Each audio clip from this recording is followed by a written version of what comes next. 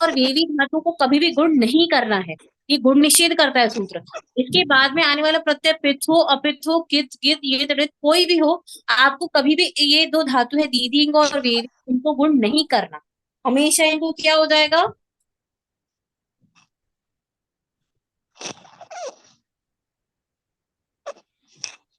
गुण निषेध। ठीक है, सबसे पहली बात। ठीक है, क्या करेंगे, बात करेंगे गुण निषेध। ठीक है, अब आपको पढ़ना है दो सूत्र जो है इन धातुओं के अंग कार्य के लिए। ठीक है, अब आप कहेंगे लेकिन पित प्रत्यय आया तो, अजादि पित मतलब धातु कैसा है, आत्मनेपदी है, तो भाई सारे प्रत्यय तो आपको अपित मिलेंगे, लेकिन तीन प्रत्यय आपको मिलेंगे पित। कौन से, लोट लकार, आई, आवहई और आमहई, ये तीन प्रत्यय आपको मिलेंगे पित।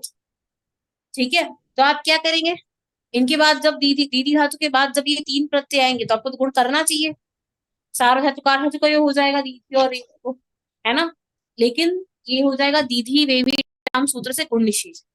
ठीक है, तो अब आप क्या करेंगे, अब आया सूत्र क्या है, ये वर्णयोर दीधी वेव्यो हो, एक ये सूत्र है और दूसरा क्या है, एर अनेकाचो संयोग पूर्वस्य। अब मुझे लगता है कि मैंने आप लोगों को एर अनेकाचो सूत्र नहीं पढ़ा है ना, नहीं पढ़ा है ना, पहली बार सुना है सभी ने। ठीक है, 8 बजे वालों ने तो पढ़ा, वो कि अंक कार्य के रास्ते से आप गए हैं। ठीक है, लेकिन ये लोग तो डायरेक्ट भाई ऐसा तुरंत तैरना छोड़ के गए हैं, तो इनको नहीं पता। तो अब आपका हो जाएगा रिवीजन, और ये लोग पहली बार कथा सुन रहे हैं। ठीक है, अभी सुनिए क्या है सूत्र, एर अनेकाचो संयोग पूर्वस्य। ठीक है, ये को भाई कोई पेज नंबर देखो, मेरे पास पुस्तक नहीं, आप देखो पेज नंबर क्या है, कौन से पेज पे है एर अनेकाचो, देखो जरा। अंग कार्य के पार्ट में इकारांत वाले में देखना, इकारांत और अपित सारा तो प्रत्यय मिलेगा ना, वहां देखना अंग कार्य के पार्ट में, देखो तो जरा, एर अनेकाचो संयोग पूर्वस्य। 240, 240।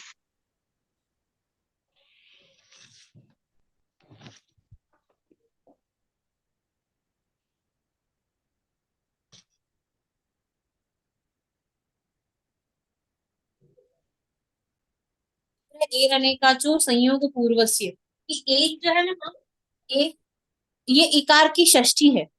ठीक है, इकारस्य स्थाने। ठीक है, तो ए का मतलब इकार है, इकारस्य स्थाने क्या हो जाएगा, इकार चाहिए, कैसा चाहिए इकार, इसके लिए कंडीशंस है, वो कंडीशन सारी मैच होनी चाहिए तो ही करना है।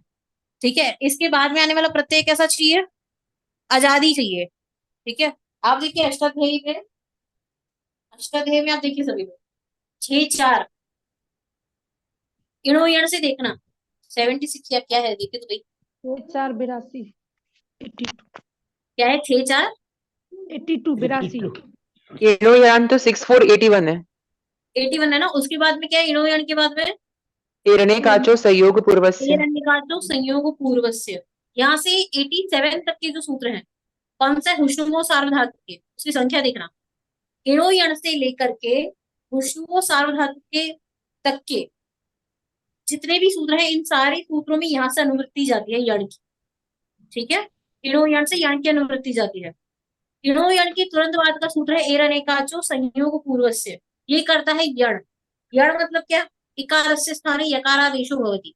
ठीक है, लेकिन कब करेंगे, कब होगा, कैसा इकार चाहिए, आपने क्या पढ़ा था, इकार यदि धातु का होगा और उसके बाद में आपको दिखा अची, अचिष्णु से अची की अनुवृत्ति जाती है सभी में, अचिष्णु है ना, उसके ऊपर है 70 क्या है, देख लीजिए, मुझे याद नहीं, 77 होगा, ये 77 है, और वो विष्णु वो सारा धातु के 87 है, 77 मेरे पास है नहीं, अभी देख लीजिए भाई सभी लोग, क्या है आगे पीछे हो जाएगी सबसे, देख लीजिए 77 होगा वो, और वो 87 है विष्णु वो सारा धातु के, मिला सभी को, उसके बीच में ये पूरा प्रकरण है। ठीक है, तो इसको आपको करना है यण, कब करेंगे, अचिष्णु से अच्छी की अनुवृत्ति आएगी।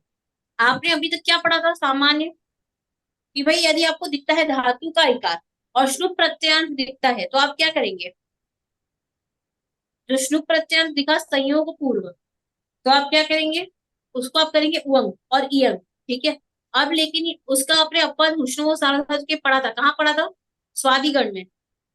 यदि असंयोग, मैंने तभी आपको बताया था कि एर अनेकाचो संयोग पूर्व से है ना, उसमें से असंयोग पूर्व से की अनुवृत्ति जाती है हुष्णु सार्वधातु के में।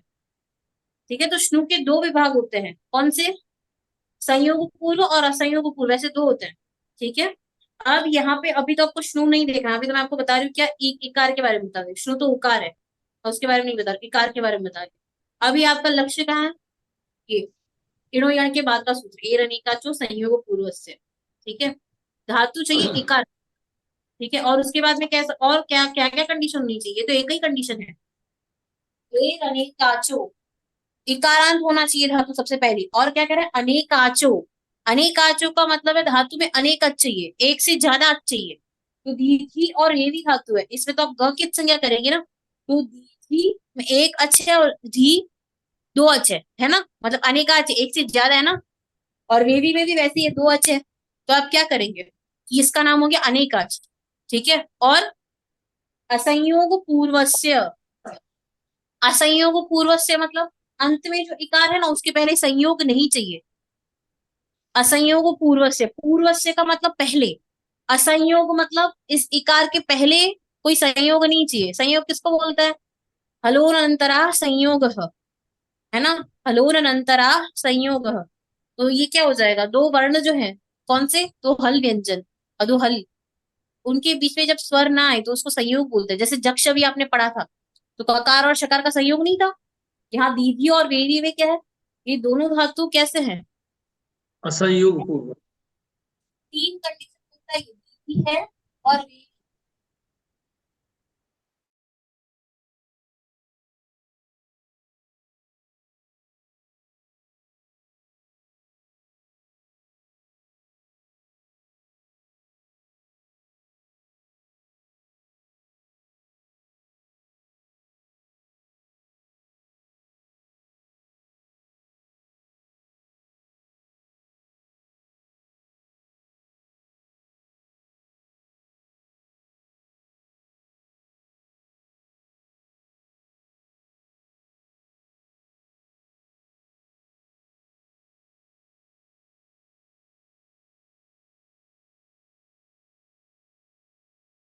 क्या था ये मैंने आपको तभी बताया था, अभी भी वापस बता रही हूँ। अचिष्णु जो सूत्र है वो नहीं कहता कि आपको कित कित प्रत्यय में करता है, वो तो केवल अच्छी कहता है। आपने पढ़ा कहीं? अनुवृत्ति भी नहीं आ रही, लेकिन इसी स्थान पे आपको गुण भी प्राप्त होता है, कित प्रत्यय परे होगा तब। और इसी स्थान पर आपको यण करना भी प्राप्त है, तो आप किसको करेंगे? ये तो त्रिपादी ये सपाद सप्ताध्यायी के दोनों सूत्र है, बाद वाले को करेंगे तो मतलब गुण होता है। फिर से बताती हूँ एकदम ध्यान से। विधि और वेवी धातु के माध्यम से, ये सूत्र मैं कॉलर और सभी के लिए बता रही हूँ। धातु चाहिए कैसा? कितनी कंडीशन है इसमें? एक चाहिए धातु इकारांत चाहिए। ठीक है, इकारांत। ठीक है, उसके बाद में दूसरी कंडीशन कहता है कि धातु कैसा होना चाहिए? अनेकाच। उसके बाद में कहता है अनेकाचो, अनेकाच चाहिए, मतलब एक से ज्यादा स्वर होनी चाहिए उसमें।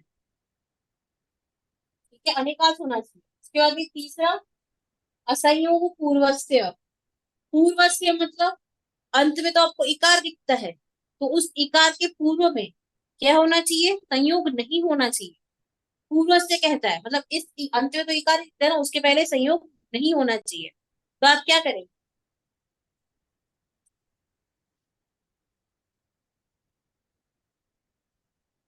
असंयोग पूर्व, और इसके बाद में चाहिए अच, आजादी प्रत्यय। तो आप क्या करेंगे? इकार को आजादी यण प्रत्यय किया, ये संधि कार्य नहीं है, आजादी प्रत्यय। ये अंग कार्य, अंग से क्या अधिकार में आजादी। तो आप क्या करेंगे? इसको करेंगे, इस इकार को क्या करेंगे? यण। यण करेंगे। ठीक है, क्या करेंगे? यण। ध्यान से समझिए, धातु में बहुत सारी कंडीशन है। एक धातु चाहिए इकार, अनेकात चाहिए और असंयोग पूर्व चाहिए। अनेका इकारांत कहने से मतलब इकारांत नहीं होगा, ह्रस्व और दीर्घ दोनों में जाए। ठीक है, ये पहली कंडीशन। जैसे जी धातु है, ई धातु है, इनमें सभी में कर सकते हैं आप। ठीक है, दूसरी कंडीशन अनेकात क्यों कहता है? मतलब जिस धातु में आपको ज्यादा स्वर दिखते हैं, एक से ज्यादा, उसी में आप कर सकते हैं। तीसरा कहता है ये असंयोग पूर्व। असंयोग पूर्व का मतलब है कि संयोग नहीं चाहिए। जैसे जिहरी धातु है, जिहरी, जिहरी धातु ह्री लज्जायाम धातु है, झूठ यानी गड़का। ठीक है, ध्यान से सुनना। इसमें भी आपको इकार दिखता है, लेकिन इस इकार के पहले हकार और रेख का संयोग है, तो यहाँ पे नहीं कर सकते, आजादी प्रत्यय आएगा तो। सारी कंडीशन मिल रही है, इकारांत है, अनेकांत है, लेकिन क्या है, पहले संयोग बैठा हुआ है और इसके बाद में आप जोड़ दो, या व्यस्त है तो अति प्रत्यय होगा। ठीक है, क्या करेंगे यहाँ पे, एर अनेकांत जो नहीं होगा, क्या करेंगे, धातु का इकार है, उसके बाद में आजादी प्रत्यय है, क्या करेंगे, क्या होगा, एर अनेकांत तो नहीं कर सकते, क्या होगा भाई, अंक पढ़े हुए बताइए। 25 होगा। धातु धातु यंग यंग होगा, यंग होगा। यंग हो जाए। क्या बनेगा, जिहरी यति, ठीक है, जिहरी जिहरी यति बनेगा। यहाँ पे आप यड़ नहीं करेंगे, इस इकार को यकार नहीं होगा। ठीक है, समझ आ रही है बात, ये काहे का सूत्र है, ये अंग कार्य का सूत्र है। ठीक है, ये आपको मैं आज बता रही हूँ, 3 कंडीशन है, और चौथा क्या, में प्रत्यय कैसा चाहिए, 3 धातु के लिए कंडीशन है, एक कंडीशन है प्रत्यय के लिए, 3 कंडीशन कौन सी धातु के लिए, कि धातु इकारांत चाहिए, इकार इकार कह रहे हैं भाई, तो मतलब ह्रस्व दीर्घ सभी आएंगे इसमें। ठीक है, इकार का है, इत नहीं का, इकार का है, ह्रस्व दीर्घ सभी में जाएगा। फिर अनिकाच, एक से ज्यादा चाहिए, और तीसरा असंयोग पूर्व, इकार के पहले संयोग नहीं चाहिए, और उसके बाद में चाहिए आजादी प्रत्यय। प्रत्यय कहता है, अच वर्ण नहीं कहता, आजादी प्रत्यय कहता है, अंगस्य के अधिकार में है ये। ठीक है, बना, सभी का चला।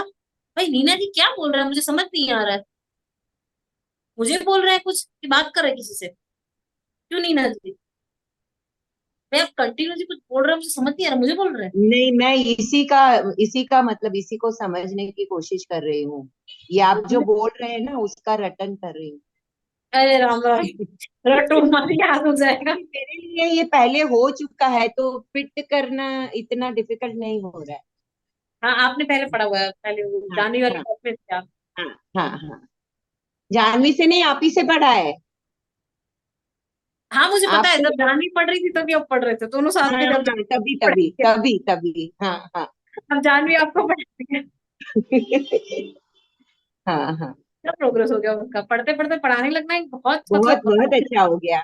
हाँ, हाँ बहुत बहुत अच्छा। कृपा है वो, उसके बिना नहीं हो सकता वो। माता जी की शरण में जो जाता है ना जल्दी हो जाता है। हाँ वो गई उसकी वजह से हो गया, ये हाँ, बात वो है। 1 साल रही ना, करीबन 1 साल रही तो बहुत हाँ फर्क है। ज्यादा रही है, वैसे तो ज्यादा रही है, फिर हो गया। हाँ आप और वो हाँ। तभी पढ़ते थे, और अभी देखिए वापस वही तो है, हम मैं लोग इधर टीचर की हो इधर गए। ही हूँ। ऐसा नहीं है, ऐसा बिल्कुल मत सोचना, हमारी सबकी अलग अलग जर्नी है, नहीं, वो तो है, वो तो है। कॉन्फिडेंस हाँ, है सबको, लेकिन जर्नी सबको अलग अलग वो है। पूरा फोकस कर सकती है, मैं इतना नहीं करती हाँ हूँ। हाँ, गृहस्थी वो होती है फर्क ना। पड़ता है, हाँ। भाई बना सभी का, भाई गाड़ी पहुंची सबकी, जी देखेंगे तो आपको सबको आएगा, मैं बताऊं। ठीक है, ये सूत्र का अर्थ बताया। ठीक है, बहुत सारी कंडीशन है, एक एक करके वापस बहुत बार पढ़ेंगे आप अब। ठीक है, अब तीसरा, ये दूसरा सूत्र है, अब तीसरा क्या है, क्या है तीसरा, ही वर्णयोर दीदी देवयो। ठीक है, क्या है सूत्र,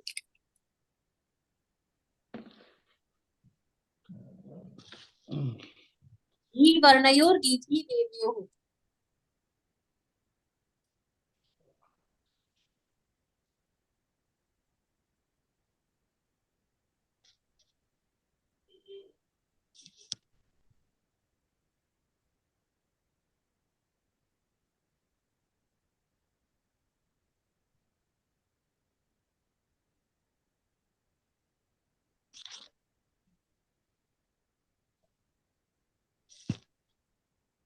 ही वर्णयोर दीदी देवयो, ये जो सूत्र है ना, क्या कहता है ये,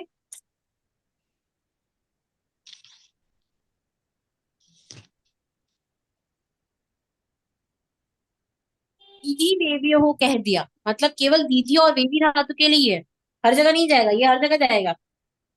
एरनेकाचो संयोग पूर्वस्य, ये हर जगह जाएगा, लेकिन ये दीदी देवियो कह दिया, मतलब आप ये 2 धातुओं के लिए है ये, कोई और तीसरा धातु इसमें नहीं जाएगा। क्या कहता है ये, कि धातु चाहिए दीदी और वेद। ठीक है,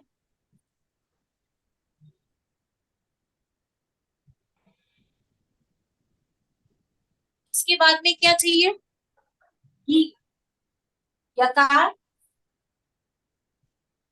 और ई वर्ण कह रहा है, ई वर्ण, ई वर्ण, ई वर्ण कहने से क्या हो जाएगा, ह्रस्व और दीर्घ सभी भेद आ जाएंगे उसके, ठीक है। ई वर्ण कह रहा, ठीक है, सूत्र क्या कह रहा है, ई वर्ण कह रहा है। तो आप क्या करेंगे, दीधी और वेदी धातु के बाद में जब यकार और ई वर्ण आएंगे ना, तो क्या हो जाएगा, ये धातु के इकार का हो जाएगा लोप, ठीक है। क्या हो जाएगा, धातु के इकार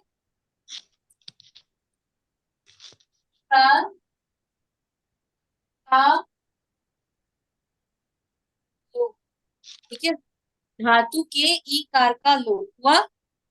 ये सूत्र कहता है ये वर्णयोर दीधी वेव्यो, दीधी वेव्यो कहा मतलब दीधी और वेवी धातु इनके लिए ही क्या है, इनके बाद में क्या आना चाहिए, ये मतलब यकार और ई वर्ण।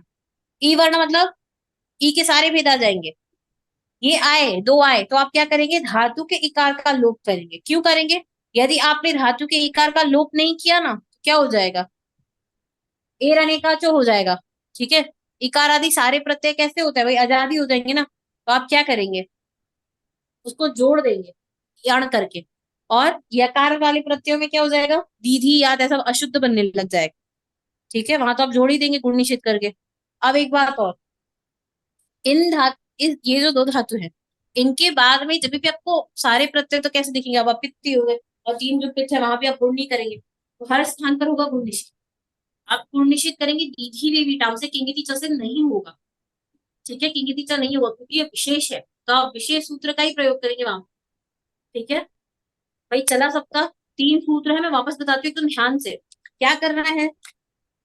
दीदी और बेबी जो दो धातु छांदस है, दो की संज्ञा होती है, एक होने से ये धातु आत्मनिपदी है, तो इनके बाद में आप क्या करेंगे, आत्मनिपद वाले प्रत्यय जोड़ेंगे किनके, अनदंत के, एक ये बात।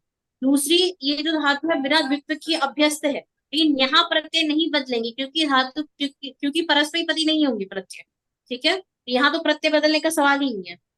अब एक और दीधी वेवी टर्म से क्या हो जाएगा, ये जो दीधी और वेवी धातु है इनको कभी भी गुण नहीं होता, मतलब गुण निषेध, गुण निषेध हो जाएगा तो आप पित प्रत्ययों में क्या करेंगे, है ना, मतलब सारे प्रत्ययों के बाद में भी आजादी प्रत्यय तो आएगा ही, तो आप क्या करेंगे, जब हलादी प्रत्यय आएगा, हलादी अपित, तब तो आपको भी जोड़ देना है गुण निषेध करके, दीधी वेवी टर्म सूत्र से, ठीक है।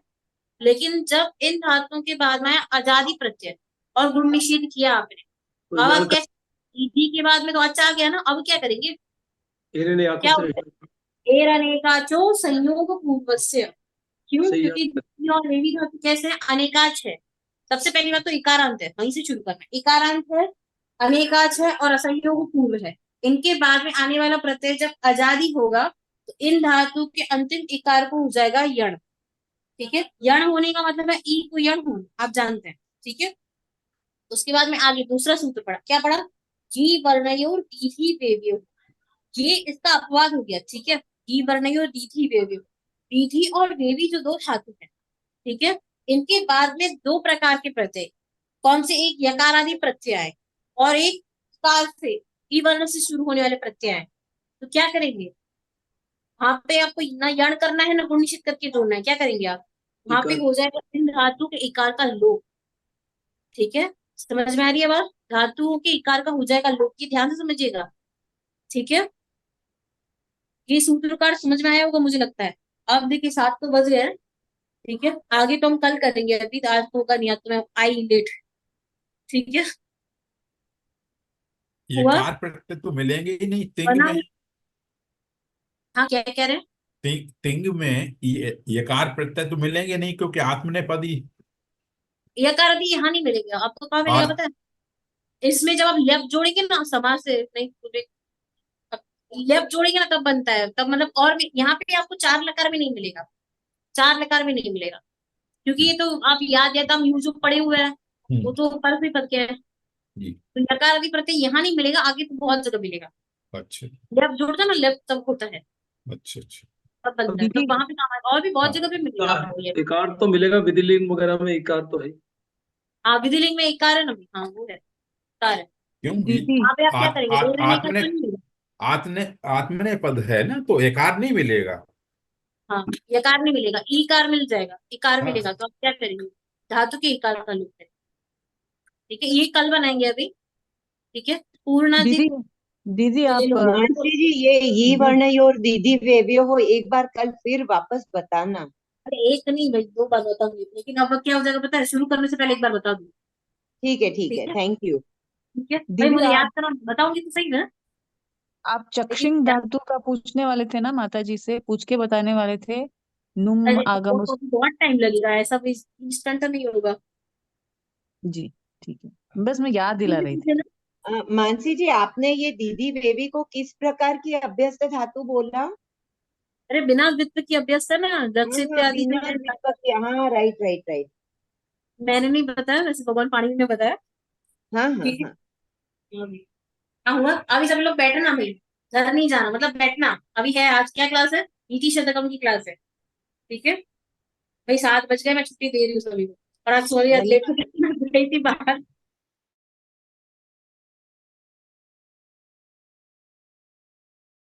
मेरे तो उसकी वाईफाई की समस्या थी, तो मैं जक्ष के, लेकिन मैंने दीदी बीवी में तो पकड़ लिया था आपको। तो दीदी बीवी तो समझ में आ गया मेरा, ये दोनों भी आ गए हैं। जक्ष मैंने पढ़ा था, और समस्या हाँ ज्यादा उसमें अधिक है नहीं, नहीं तो कोई बात होगी तो मैं कल पूछ लूंगा दोबारा से। हाँ ठीक है, और अभी तो मानसी गया जी, नहीं, कुछ मानसी गया। जी, हाँ, औजादि प्रत्यय परे होने से क्या क्या होने वाला? यण हो जाएगा, हलादि प्रत्यय धातु का जो झंड ई है झंड ना, एरण्य धातु का काचस से। यह बनाएंगे। कल बनवाऊंगी, अच्छा कल बनवाऊंगी। अच्छा, ठीक है। मेरे ख्याल से बनाएंगे तो ज्यादा क्लैरिटी हाँ हाँ, आएगी। अभी अभी तो खाली मैंने सूत्रों का अर्थ बताया। हाँ कल एक हाँ, बार वही। बता दूंगी सूत्रों का अर्थ, बाद में एक एक करके आप बनाते जाएंगे तो फिर बन जाएगा। ठीक है, तो अभी छुट्टी दे रही हूँ सभी को, बैठिएगा सभी लोग। और हाँ, एक बात, माता जी है, सभी लोग प्रयास ये कीजिए कि सभी लोग कैमरा ऑन करके बैठिएगा। ठीक है, बाद में बाकी सब काम कर लीजिएगा अभी। ठीक है, लेकिन बैठिएगा ये कि भाई देख के तो सही हमको, कुछ तो फिर से गाड़ियाँ। मेरा कैमरा नहीं चल रहा है, कुछ शायद अभी बैंडविड्थ का प्रॉब्लम है, इसलिए वो बंद हो रहा है। तो अभी चालू होगा तो फिर बंद मत कीजिएगा। हाँ, चालू होगा तो चालू ही रखूंगी मैं। जरूर। ठीक है, चलिए फिर सभी को प्रणाम। प्रणाम, हम याद, धन्यवाद, धन्यवाद प्रणाम। हाँ मानसी मानसी जी। जी। प्रणाम दीदी, धन्यवाद। प्रणाम, धन्यवाद। नमस्ते।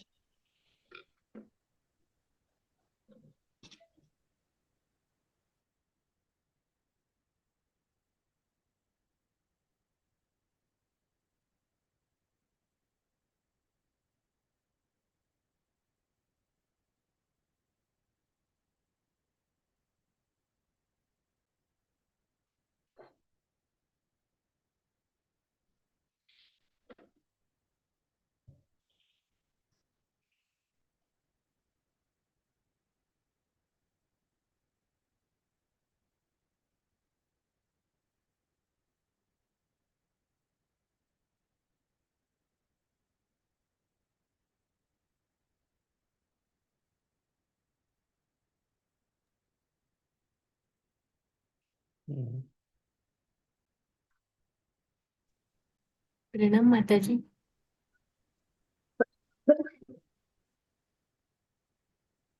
प्रणाम माता जी। पढ़ा तो नहीं पाएंगे, सांस हमारी रुकी नहीं। प्रणाम माता जी। प्रणाम माता जी। प्रणाम माता जी। प्रणाम अभी हम माता खांसी के बारे में परेशान है, हमारी सांस नॉर्मली नहीं हो रही है, कैसे पढ़ाएंगे?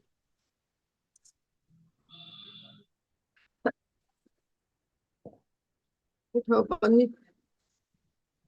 पन्नी पन्नी। प्रणाम माता जी। परेशान हो गए।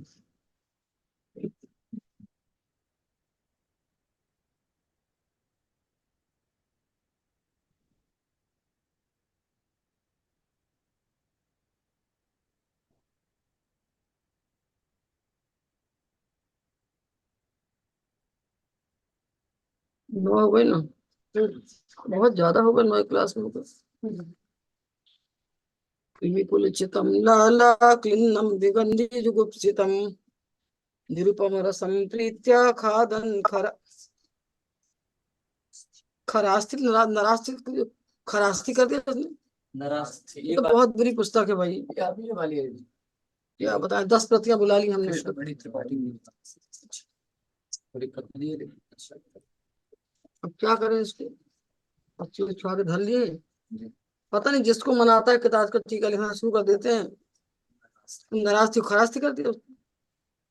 खादन नरास्ति निरामिषम सुरपतिमपेश्वा पार्श्वस्थं विलोक्य न शंकते नहीं गणयति क्षुद्रो जंतु परिग्रह फलगुताम। पता नहीं क्या भेजेगा, उससे बुलवाई किताब मैंने।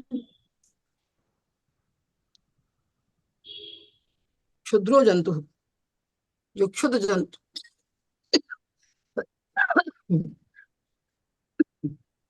जो क्षुद्र जंतु है वो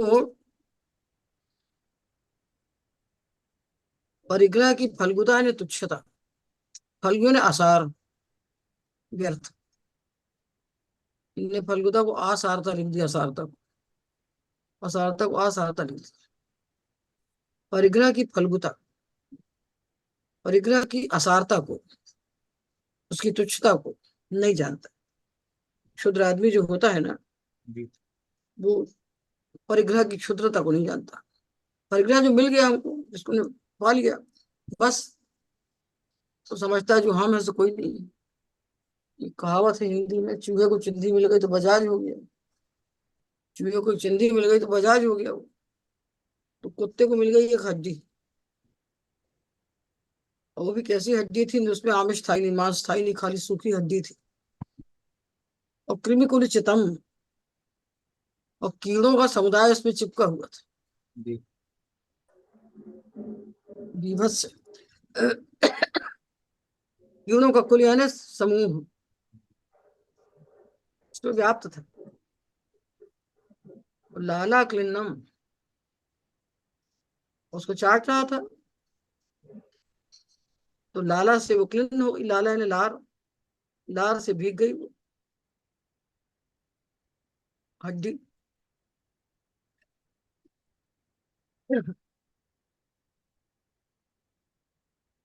कृमिकुल चित्तम, लाला क्लिन्नम, लार से भीग हुई, विगंध जुगुप्सितम,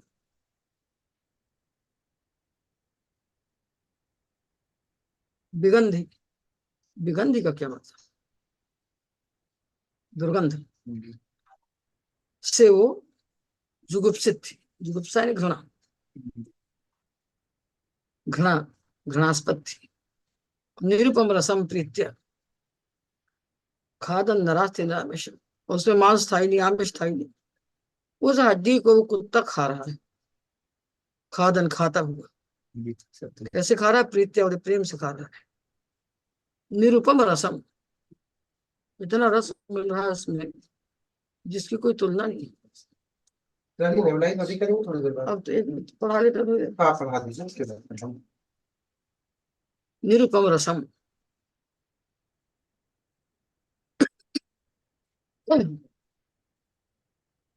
अनुपम रस से युक्त उस हड्डी को खादन, खाता हुआ वो कुत्ता जब खा रहा था, तो बाजू में इंद्र आके खड़े हो गए। इंद्र आके खड़े हो गए बाजू में, तो अपने आप को इंद्र से बड़ा समझ रहा है कि उसके पास हड्डी मिल गई है। तो पार्श्वस्थम सुरपतिम, पार्श्व ने, पार्श्व में बगल में खड़े हुए सुरपति ने इंद्र को भी विलोक देख करके न शंकते, वो कुछ समझते ही न शंकते, लज्जा नहीं करता है, कोई परवाह नहीं करता कि बाजू में इंद्र खड़े हैं तो थोड़ा नमस्ते नमस्ते कर ले, कुछ हिल जाए नहीं, वह आनंद से अपनी हड्डी चाट रहा है। उसके लिए इंद्र कुछ नहीं हुआ, इंद्र को कुछ नहीं समझता है। न शंकते यानी उनको कुछ नहीं समझता है, क्योंकि जो क्षुद्र जंतु होता है वो परिग्रह की फलगुता को, रिकॉर्डिंग वो परिग्रह के खांसी के बाद परेशान बेचारे काट कर क्या करो, परिग्रह की फलगुता को This नहीं meeting समझता। is being recorded. में भी आप को होस्ट बना लीजिए।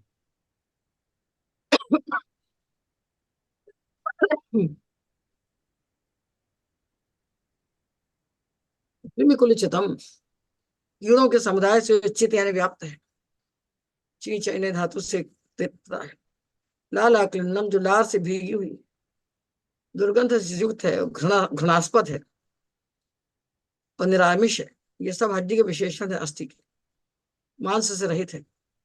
ऐसी उस सूखी हड्डी को प्रीत्या खादन, प्रीत पूर्वक खाता हुआ वो कुत्ता बगल में खड़े हुए सुरपति को भी देख करके उन्हें कुछ नहीं समझता, क्योंकि जो क्षुद्र जंतु होता है वो परिग्रह की फलगुता को, परिग्रह की तुच्छता को, व्यर्थता को नहीं समझता है। शिरशार्वं स्वर्गात् पशुपति शिरस्तक्षिति धरम महीध्रादुत्तुंगादवनि मवनेश्चापि जलधिम अधोधो गंगेयं पद्मुपगतास्तोकमथवा विवेक भ्रष्टानां भवति विनिपातः शतमुखः। जो विवेक से भ्रष्ट हो जाते हैं, एक बार विवेक को छोड़ देते हैं, उनका सैकड़ों प्रकार का विनिपात पतन होता है। आज तो जो घटना देखी है तो संसार में आज तक नहीं देखी थी कि वो माता ने, बताओ, गोवा में अपने 4 साल के बच्चे की गर्दन काट दी, काट के बैग में रख के उसको दफन फेंकने गई थी। माता, मतलब माता को माता ना भौतिक सृष्टि के नियम के विपरीत हो गया। माता का स्नेह तो प्रकृति जन्य है। बताओ, ऐसा समय आया है, कुछ समझिए। अब बंद होंगे, अब जेल की हवा खाएंगे। बताओ, अपने बेटे को मार, 4 साल के बच्चा तो माता के सहारे जीता है भाई। माता तो बच्चा तो पैरासाइट, माँ के से जीव है। बताओ, माता उपजीव है उसकी, मार डाला उसको। होटल में कमरा लिया, वहां उसको काट डाला बच्चे।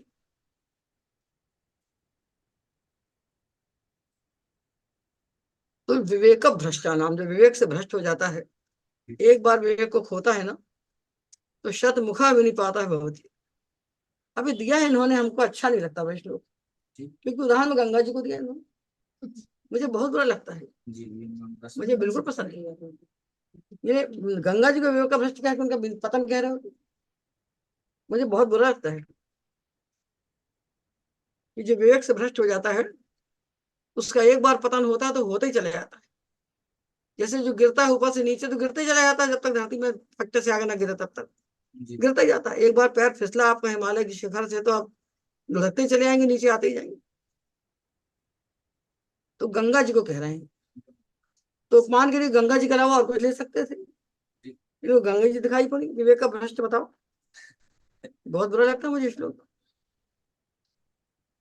तो शिर शार्वम स्वर्गात, पहले वो स्वर्ग से गिरी, स्वर्ग से चली गंगा जी, भगीरथ लेके आए, तो धरती की शक्ति तो थी नहीं कि उनको संभाल लेती। अगर धरती पे गिरती तो धरती को फाड़ के अंदर चली जाती, धरती का सामर्थ्य नहीं था उनको झेलने का। तो स्वर्गात, स्वर्ग से चली, तो शार्वम शिरः, शंकर जी के सिर पर आकर बैठी, शंकर जटा समानी। और पशुपति शिरस्तक क्षितिधरम, और पशुपति के सिर से नीचे उतरी तो हिमालय पर्वत पहुंच गई, क्षितिधर पर्वत।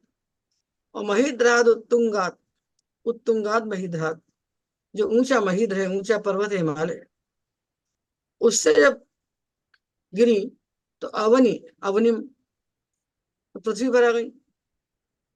अवनेश चाप जलधिम, और अवनी से कहा जाके पहुंची, जलधिम पहुंच गई। तो भगवान, तो स्वर्ग से भगवान के सिर पर, भगवान के सिर से हिमालय पर, हिमालय से धरती पर, धरती से समुद्र पहुंच गई। अधोधो गंगेयम पद्मुपगतास्तूक मथवा, ये जो गंगा जी हैं, अधोधा, नीचे नीचे, नीचे से नीचे गिरती चली गई, क्रमशः नीचे नीचे पहुंची। स्तोकम पदम उपगता, मतलब जिस पद में थी उससे छोटे पद को प्राप्त करती चली गई। स्तोकम पदम उपगता, स्तोकम पदम उपगता, उससे छोटे अल्प पद को प्राप्त करती गई। स्वर्ग में थी भगवान, भगवान के स्वर्ग से भगवान के सिर अल्प हुआ क्या? भगवान शिव का मस्तक पे बैठना स्वर्ग से छोटा है क्या? बताओ, यही सब है। और कभी को ऐसे दिख रहा है कि वहां से चली तो हिमालय सिर पे आई, वहां से हिमालय पहुंची, हिमालय से धरती पे आई, धरती से और नीचे चली, मतलब नीचे नीचे गिरती हुई चली गई। क्योंकि विवेक भ्रष्टाना, जो विवेक से भ्रष्ट होते हैं उनका शतमुखो विनिपातो भवति, उनका 100 प्रकार का शतानि मुखानि यस्य तादृशो विनिपातो जायते विवेक भ्रष्टाना। इसलिए विवेक को बचा के रखना चाहिए। विवेक को छोड़ोगे तो पतन होता ही चला जाएगा।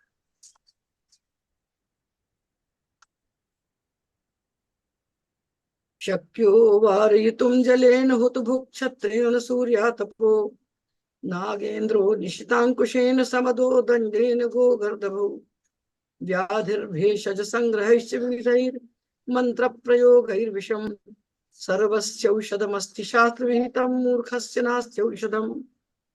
मूर्खस्य औषधम नास्ति। दुनिया में सर्वस्य औषधमस्ति, सर्वस्य शास्त्र विहितम औषधमस्ति। सब कुछ की शास्त्रोक्त तो दवाएं हैं। रोग होता है दवा होती है, हमारी खांसी कोई दवा नहीं। ये नहीं है भोग के ठीक होती है, नहीं ठीक होती, हर साल होती है, सबको दवा खोज। तो सर्वस्व शास्त्र विहितम औषधम अस्ति,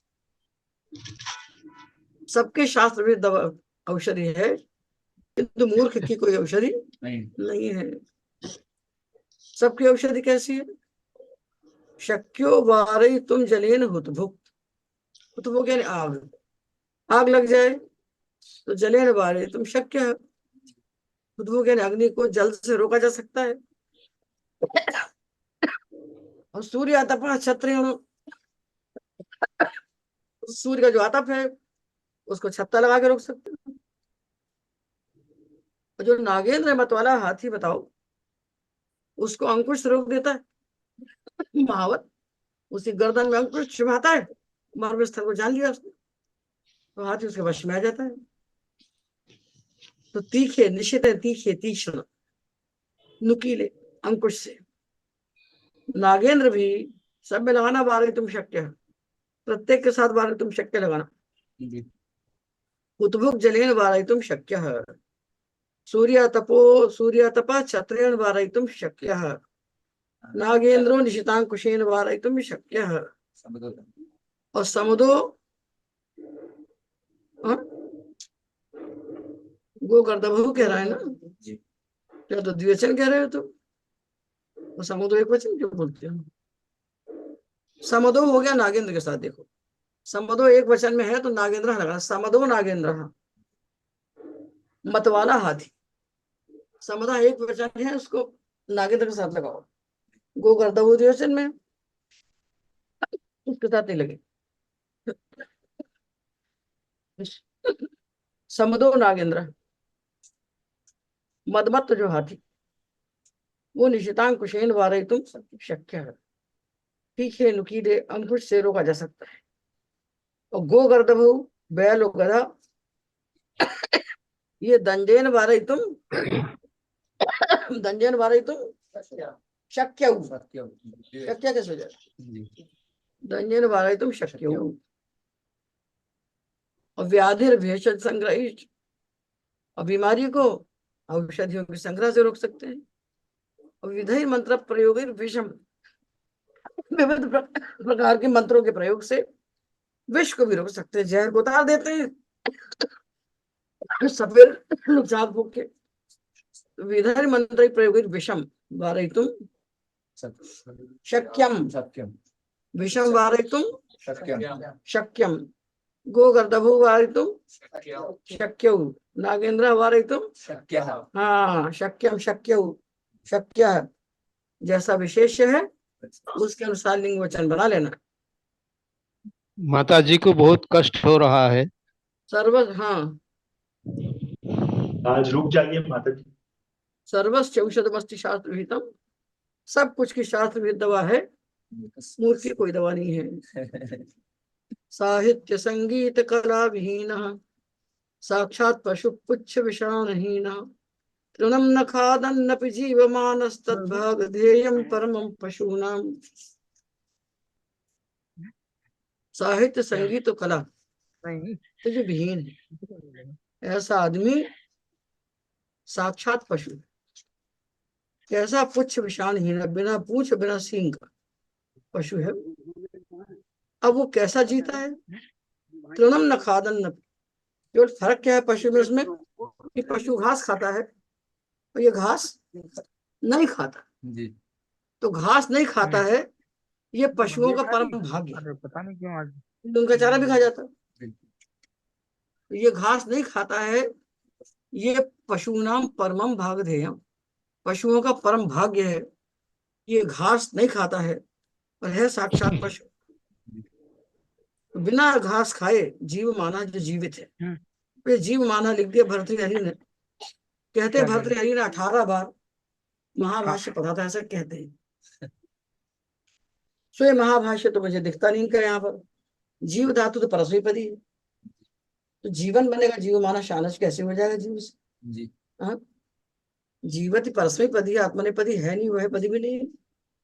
जैसे क्षत्रिय होना चाहिए, शानच हो कैसे? टीका लिखने वाले बड़े बैठ बैठ के टीका लिख गए। वो टीकाकार सब गए जो पहले होते थे, आजकल के सब पेट भरने वाले लोग। जीव माना बेटा अशुद्ध नहीं, तो नहीं बनता, गलत बात चीज। येषाम न विद्या न तपो न दानम ज्ञानम न शीलम न गुणो न धर्मः ते मर्त्यलोके भुवि भारभूता मनुष्य रूपेण मृगाश्चरन्ति। येषाम, जिनके पास न विद्या है, न तप है, न दान है, न ज्ञान है, न शील है, न कोई गुण है, न कोई धर्म है। ते भुवि भारभूता, वे मर्त्य लोक में भूमि भार होता, इस मनुष्य लोक में धरती के भार बन के, मनुष्य लोक में धरती के भार बने हुए मनुष्य रूप में वास्तव में मृग का मतलब पशु होता है। मृग का मतलब हिरण नहीं है, मृग का मतलब पशु है सामान्य। मनुष्य रूप में मृगाश्चरन्ति, मनुष्य के रूप में पशु ही ये विचरण कर रहे हैं। मनुष्य हैं बस, हो दो हाथ दो पैर है मनुष्य। वरम पर्वत दुर्गे शुभ्रांतम वनचरैः सह न मूर्ख जन संपर्क। हमने संसर्ग पढ़ा था, नए नए पाठों से परेशान है। न मूर्ख जन संसर्ग सुरेंद्र भुवनेश्वरी, इतनी सुंदर किताबें होती थी, कितना बढ़िया उनका प्रिंट होता था, इतने अच्छे अक्षर होते थे, पता नहीं क्या कचरा छापने लगे आजकल, नए नए लेखक पैदा हो गए। तो पर्वतों पर, पर्वत दुर्गेशु, पर्वतों के जो दुर्ग हैं, तो दुर्ग का मतलब ऐसे किला होता है, यहाँ दुर्ग का मतलब है दुर्गम स्थान। पर्वतों के जो दुर्गम स्थान है उनमें वनचरैः सह भ्रांतम वरम, जंगली जानवरों के साथ रह लेना अच्छा है। पर्वतों के दुर्गम स्थानों में जंगलियों के साथ रह लेना अच्छा है। किंतु सुरेंद्र भवनेशु, इंद्र के भवन में मूर्ख जन के साथ रहना अच्छा नहीं। न मूर्ख जन संसर्ग, सुरेंद्र भवनेशु, स्वर्ग में मूर्ख के साथ रहने से अच्छा है कि जंगल में जंगली जानवरों के साथ रहना, वो उससे ज्यादा अच्छा है।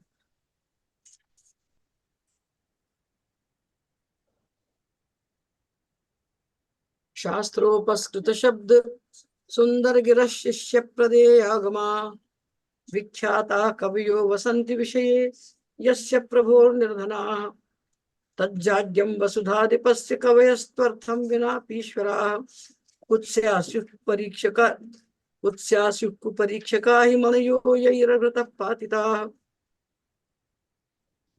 तो यस्य विषये, यस्य यस्य प्रभोर विषये, प्रभु न राजा, यस्य प्रभोर विषये, जिस राजा के राज्य में विख्याता कवय, विख्यात कवि निर्धना वसंती, निर्धन रहते, जिस राजा के राज्य में विख्यात कवि निर्धन रहते हैं। और कैसे कवि हैं ये विख्यात कवि? कवि का विशेषण है सब, जो प्रथमा बहुवचन है वो कवि का विशेषण हो। शास्त्रोपस्कृत शब्द सुंदर गिर, शास्त्रों से उपस्कृत ने अलंकृत, सुसज्जित है, सुंदर मनोहर वाणी जिनकी, शास्त्र से शुद्ध मनोरम वाणी वाले, शिष्य प्रदेयागमा, शिष्यों को देने के लिए जिनके पास आगम है, शिष्यों को देने के लिए, प्रदान करने के लिए जिनके पास आगम है, शास्त्र है, जो शिष्यों को विद्या दे सकते हैं, जिनकी वाणी शास्त्रों से उपस्कृत सुसज्जित अलंकृत है, ऐसे विख्यात कवि जिस राजा के राज्य में निर्धन रहते हैं, तज्जाड्यम वसुधा दिवस्य, उस राजा की मूर्खता है। कव्यस्तु अर्थम विना ईश्वर, कवि तो धन के बिना भी ईश्वर है। उत्स्यासु परीक्षका, परीक्षका वो परीक्षा करने वाले, रत्न की पहचान करने वाले जो परीक्षक है, वो कुछ से निंदनीय है, जिन्होंने मणियों को अर्घ तक पा दिया। जानते नहीं है, मणि लेके गए दिखाने के लिए, तुमने कहा मणि है ही नहीं। तो जिन्होंने मणि की परीक्षा की, उसके मणित्व को नहीं जाना, वो परीक्षक निंदनीय है। मणि निंदनीय नहीं है जिन्होंने मणि को अर्घता मूल्य से घटा दिया, मूल्य से नीचे कर दिया, वो परीक्षक भी निंदनीय है, मणि निंदनीय नहीं। नागेश भट्ट जैसे महापंडित जिनके बाद कोई नहीं हुआ, भारत की परंपरा में उनके बाद कोई नहीं हुआ, वो बेचारे इतने निर्धन थे, उनके पास 2 पैसा भी नहीं होता, और काशी उनके नाम से डरती थी। तो उन्होंने विचार किया कि हम काशी छोड़ देते हैं, तो काशी छोड़ के चले वो, बोले 2 पैसे खाने के लिए से हम क्या रहना। तो गए तो गंगा जी में पार करने के लिए उन्होंने नाविक को कहा कि हमको गंगा पार करा दो। तो नाविक ने पैसा मांगा, तो कहता पैसा तो है नहीं मेरे पास, तो हमें जाना जरूरी है, हमको तुम पार करा दो। तो नाविक क्या कहता है उनसे मालूम, क्या तुम नागेश भट्ट हो तो तुमको हम फोकट पे पार कर देंगे। तो नागेश भट्ट तत्काल अपने घर आ गए लौट के। बोले काशी का नाविक भी जिसकी प्रतिष्ठा को नाम को जानता है, उस काशी को नहीं छोड़ेंगे, यही है। चलो भाई, चलिए बंद कर रहे हैं। माता जी, माता जी, प्रणाम प्रणाम माता जी। प्रणाम माता जी। प्रणाम माता जी। प्रणाम, प्रणाम माता जी।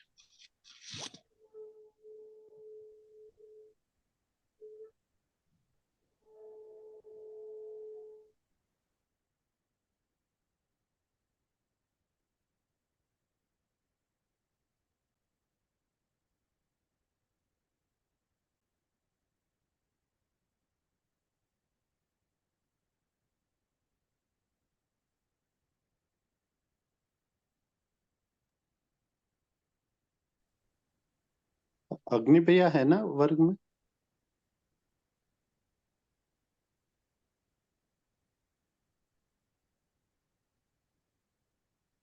अग्नि भैया,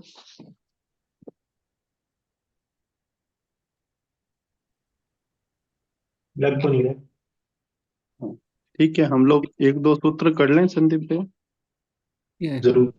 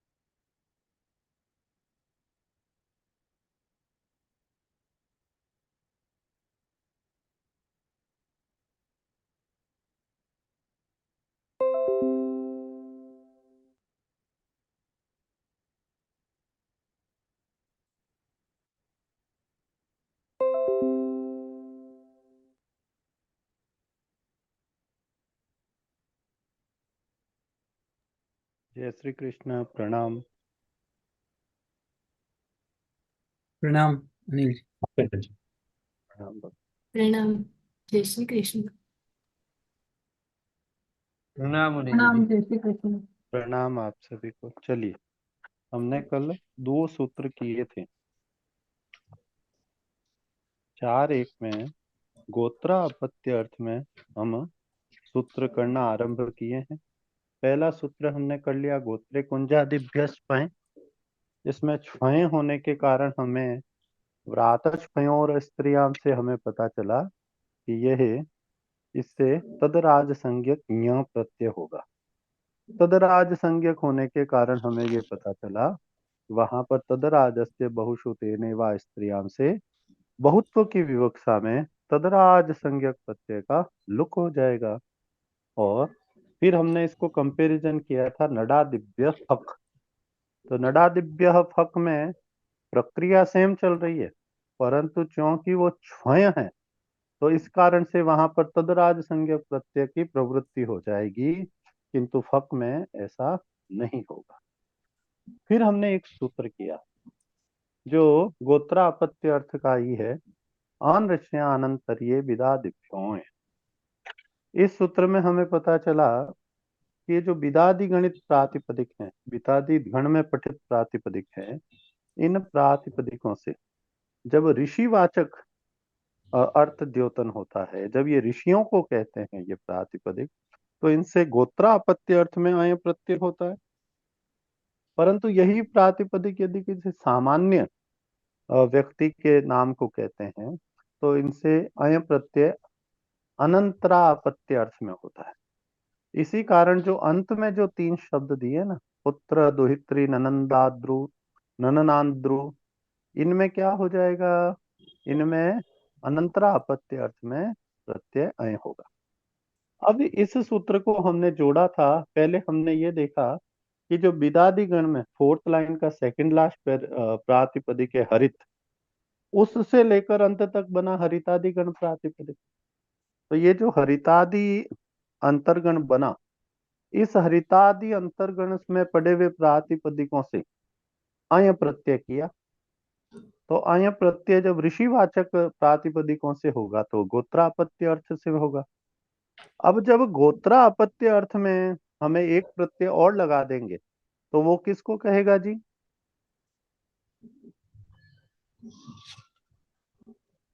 किसको कहेगा जी? युवा युवा। पत्य को। युवा अपत्य को कहेगा। अपत्य युवा, तो युवा अपत्य को कहेगा। तो अब ऊपर से फक की अनुवृत्ति आ रही है, तो वहां से क्या हो गया? हरितादिभ्यों। तो हरितादि गण के प्रातिपदिकों से युवा अपत्य अर्थ में फक प्रत्यय होगा।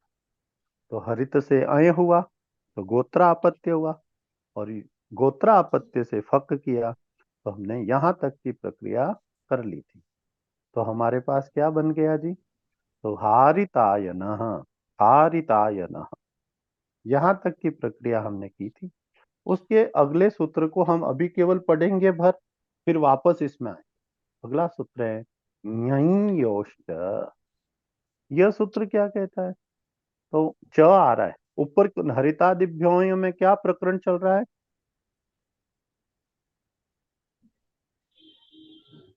हरितादिभ्यों में क्या प्रकरण चल रहा है जी? गोत्रापत्य। नहीं जी, गोत्रापत्य का युवा अपत्य में फक हो रहा है। ऊपर क्या प्रकरण चल रहा है? जो हरितादिभ्यों में प्रकरण चल रहा है वो है युवा अपत्य अर्थ में फक प्रत्यय। यही तो हुआ उसमें। तो च कह दिया, च कह दिया, तो ञ और ईय, ञ और ईय से ये यही होगा। तो जब प्रत्यय से कहा जाता है तो किसका ग्रहण हो जाता है? प्रत्यय से कहा हुआ है तो कौन कौन किसका ग्रहण होगा? जब कीर्ति का। तदंत, तदंत ग्रहणम, तदंत का ग्रहण। तो प्रत्यय ग्रहणे तदंत ग्रहणम। तो यहाँ क्या हो गया? ययंत क्या क्या हुआ? ध्यान दीजिएगा, एक बात समझनी है। युवा अपत्य अर्थ में कोई प्रत्यय होता है तो वो किससे लगता है जी? युवा अपत्य अर्थ में प्रत्यय किससे लगता है? गोत्रापत्य। अच्छा। गोत्रापत्य से। तो ययंत और इयंत से युवा अपत्य अर्थ में फक हो रहा है, तो यय और इय कौन से अर्थ में लगेंगे? गोत्रापत्य।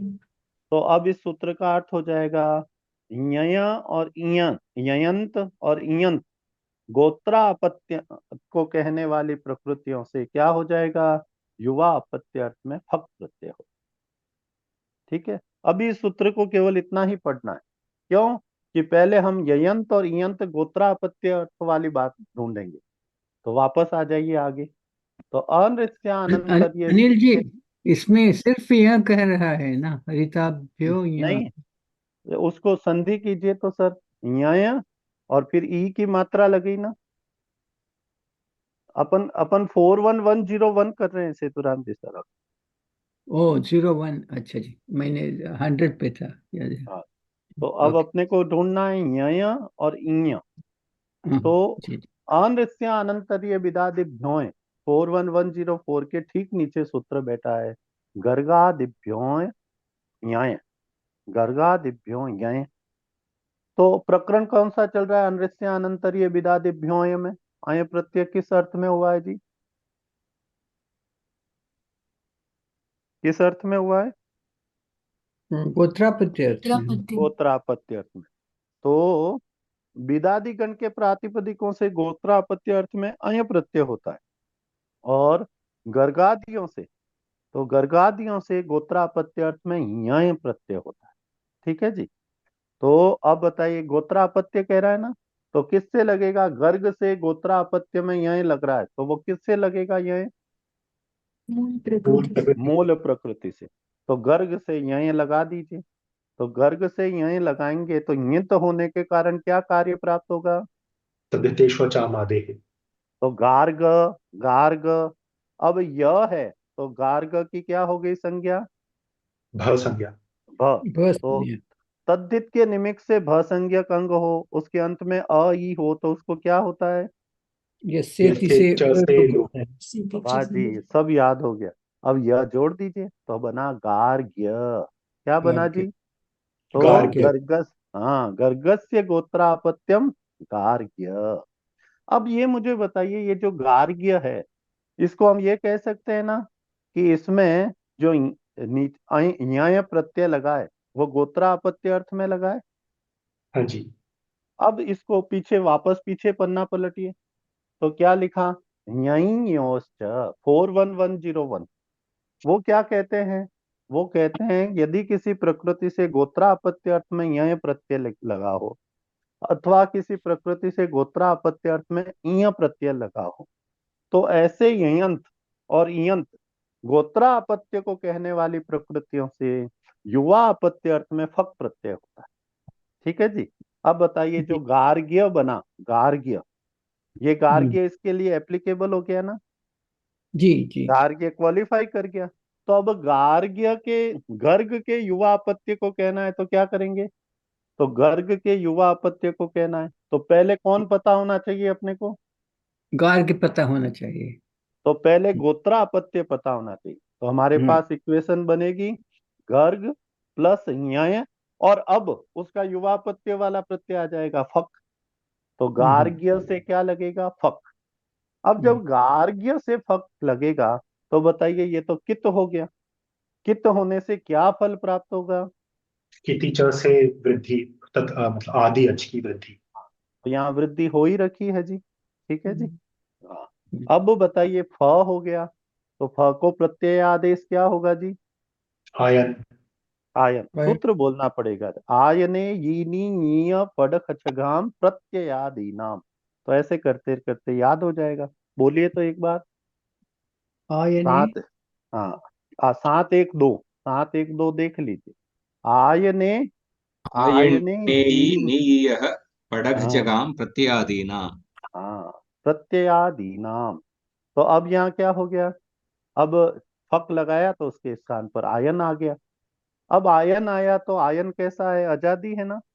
तो इसके अंग की क्या संज्ञा होगी जी? भ संज्ञा। और वो तद्धित के निमित्त से होगी, अंत में अ बैठा है तो कौन सा सूत्र आ जाएगा? यस्येति च। तो यकारोत्तर अकार का लोप हो जाएगा। गार्ग्य, गार्ग्य में आयन जोड़ दीजिए, गार्ग्यायन, गार्ग्यायन। ठीक है जी, ये हो गया।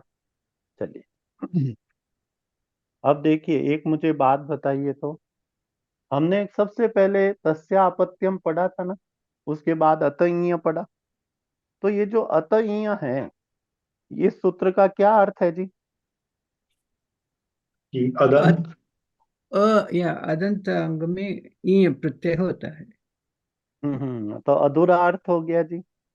प्रकृति प्रत्यय अर्थ तीन आए तब पूरा अर्थ होगा। प्रकृति गोत्र अर्थ। नहीं, तस्यापत्यम के ठीक सॉरी नीचे बैठा है। हाँ जी। तस्यापत्यम के नीचे आते ही है, तो वो अपत्यम की अनुवृत्ति लेगा, तो अपत्यम अर्थ को कहेगा। अब मेरा प्रश्न है, वो कौन से अपत्य को कहेगा? अदंत अपत्य। नहीं जी, कौन से अपत्य को कहेगा? अदंत तो प्रकृति है। अनंतर कौन? अपत्य। हाँ, और बोलिए कोई, अनंत, अनंतर अपत्य। और कोई? गलत है नहीं, ये। ये तीनों अपत्य की बात करेगा, हाँ अनंतर, गोत्र, हाँ, युवा। अब हुई ना बात। जब उसको स्पेसिफिकली कुछ नहीं कहा, तो वो तीनों अपत्य को कहेगा। तो कौन कौन से अपत्य को कहेगा? अनंतर, गोत्र, युवा अपत्य। अनंतरापत्य पूरा बोलना चाहिए। अनंतर अपत्य, अनंतरापत्य, गोत्र, गोत्रापत्य और युवापत्य। युवा। अब बताइए, जब वो तीनों को कह रहा है और अभी गोत्रापत्य में उसके लिए कोई यदि अपवाद नहीं मिला, तो दक्ष, दक्ष से जो इया लगाया आपने, दक्ष से इया होगा ना अपत्य अर्थ में। हाँ जी, तो जो दाक्षी बनेगा वो किन किन अर्थों को कहेगा? तीनों अर्थों को कहेगा। तीनों। अब बताइए, जो इयंत गोत्रापत्य है, उससे तो इन्होंने युवा अपत्य अर्थ में फक कह दिया ना, यही योश्च। तो हाँ, मतलब तीन में से दो अर्थ तो कंटिन्यू करेंगे, एक अर्थ के को कौन बात देगा? यही यही योश्च। होस्ट। तो फिर यहाँ पर क्या हो जाएगा? इयंत होने के कारण ताक्सी से क्या लग जाएगा? फक। ताक्सी से तो दक्षस्य युवा अपत्यम क्या बनेगा? तो दक्ष पहले लगा इया, और इया से क्या लगेगा? फक। तो दाक्षी से फक लग गए। फक कित है, कित होने पर क्या फल प्राप्त होता है? अ को वृद्धि आ होता आदि है, आदि। प्रथम प्रथम अच का को आ होता है। सूत्र, सूत्र अच्छा, बोलिए। सूत्र तद्धितेष्वचाम, ओ सॉरी, कितिचा। या किति च, ना, किति। या और यहाँ कीति। पर हमने पहले ही वृद्धि कर दी है। अब बताइए, फ हुआ है तो सूत्र बोलिए। आयने यीनी ञीय फड़क चगाम प्रत्ययादीनाम। तो फ के स्थान पर आयन आदेश हो जाएगा। तो क्या हो जाएगा? अब आयन हो गया। अब आयन हो गया तो दाक्षी की क्या संज्ञा हो गई? भ संज्ञा। भ संज्ञा। अब बताइए, तद्दित से निमित्त, तद्दित के निमित्त से भ संज्ञक अंग है, अंत में अ ई बैठा है, तो क्या होगा? लोप हो जाएगा ई का। सूत्र पहले बोलते हैं जी, सूत्र बोलिए। यस्येति च, यस्येति। यस्येति। हाँ, तो दाक्ष, दाक्ष से आयन होगा, तो दाक्षायन। अब बताइए, जो ये दाक्षायन है, इसमें छ के बाद में न बैठा है ना, तो न को क्या हो जाएगा? णकार हो जाएगा। णकार हो। तवर्ग। ये कहाँ बैठा है जी, मूर्धन्य वाला और ये सब? 8-4। ठीक है ना। तो ये दो प्रकरण है, पहले अपदांत से मूर्धन्य और फिर नत्व, लगातार बैठे।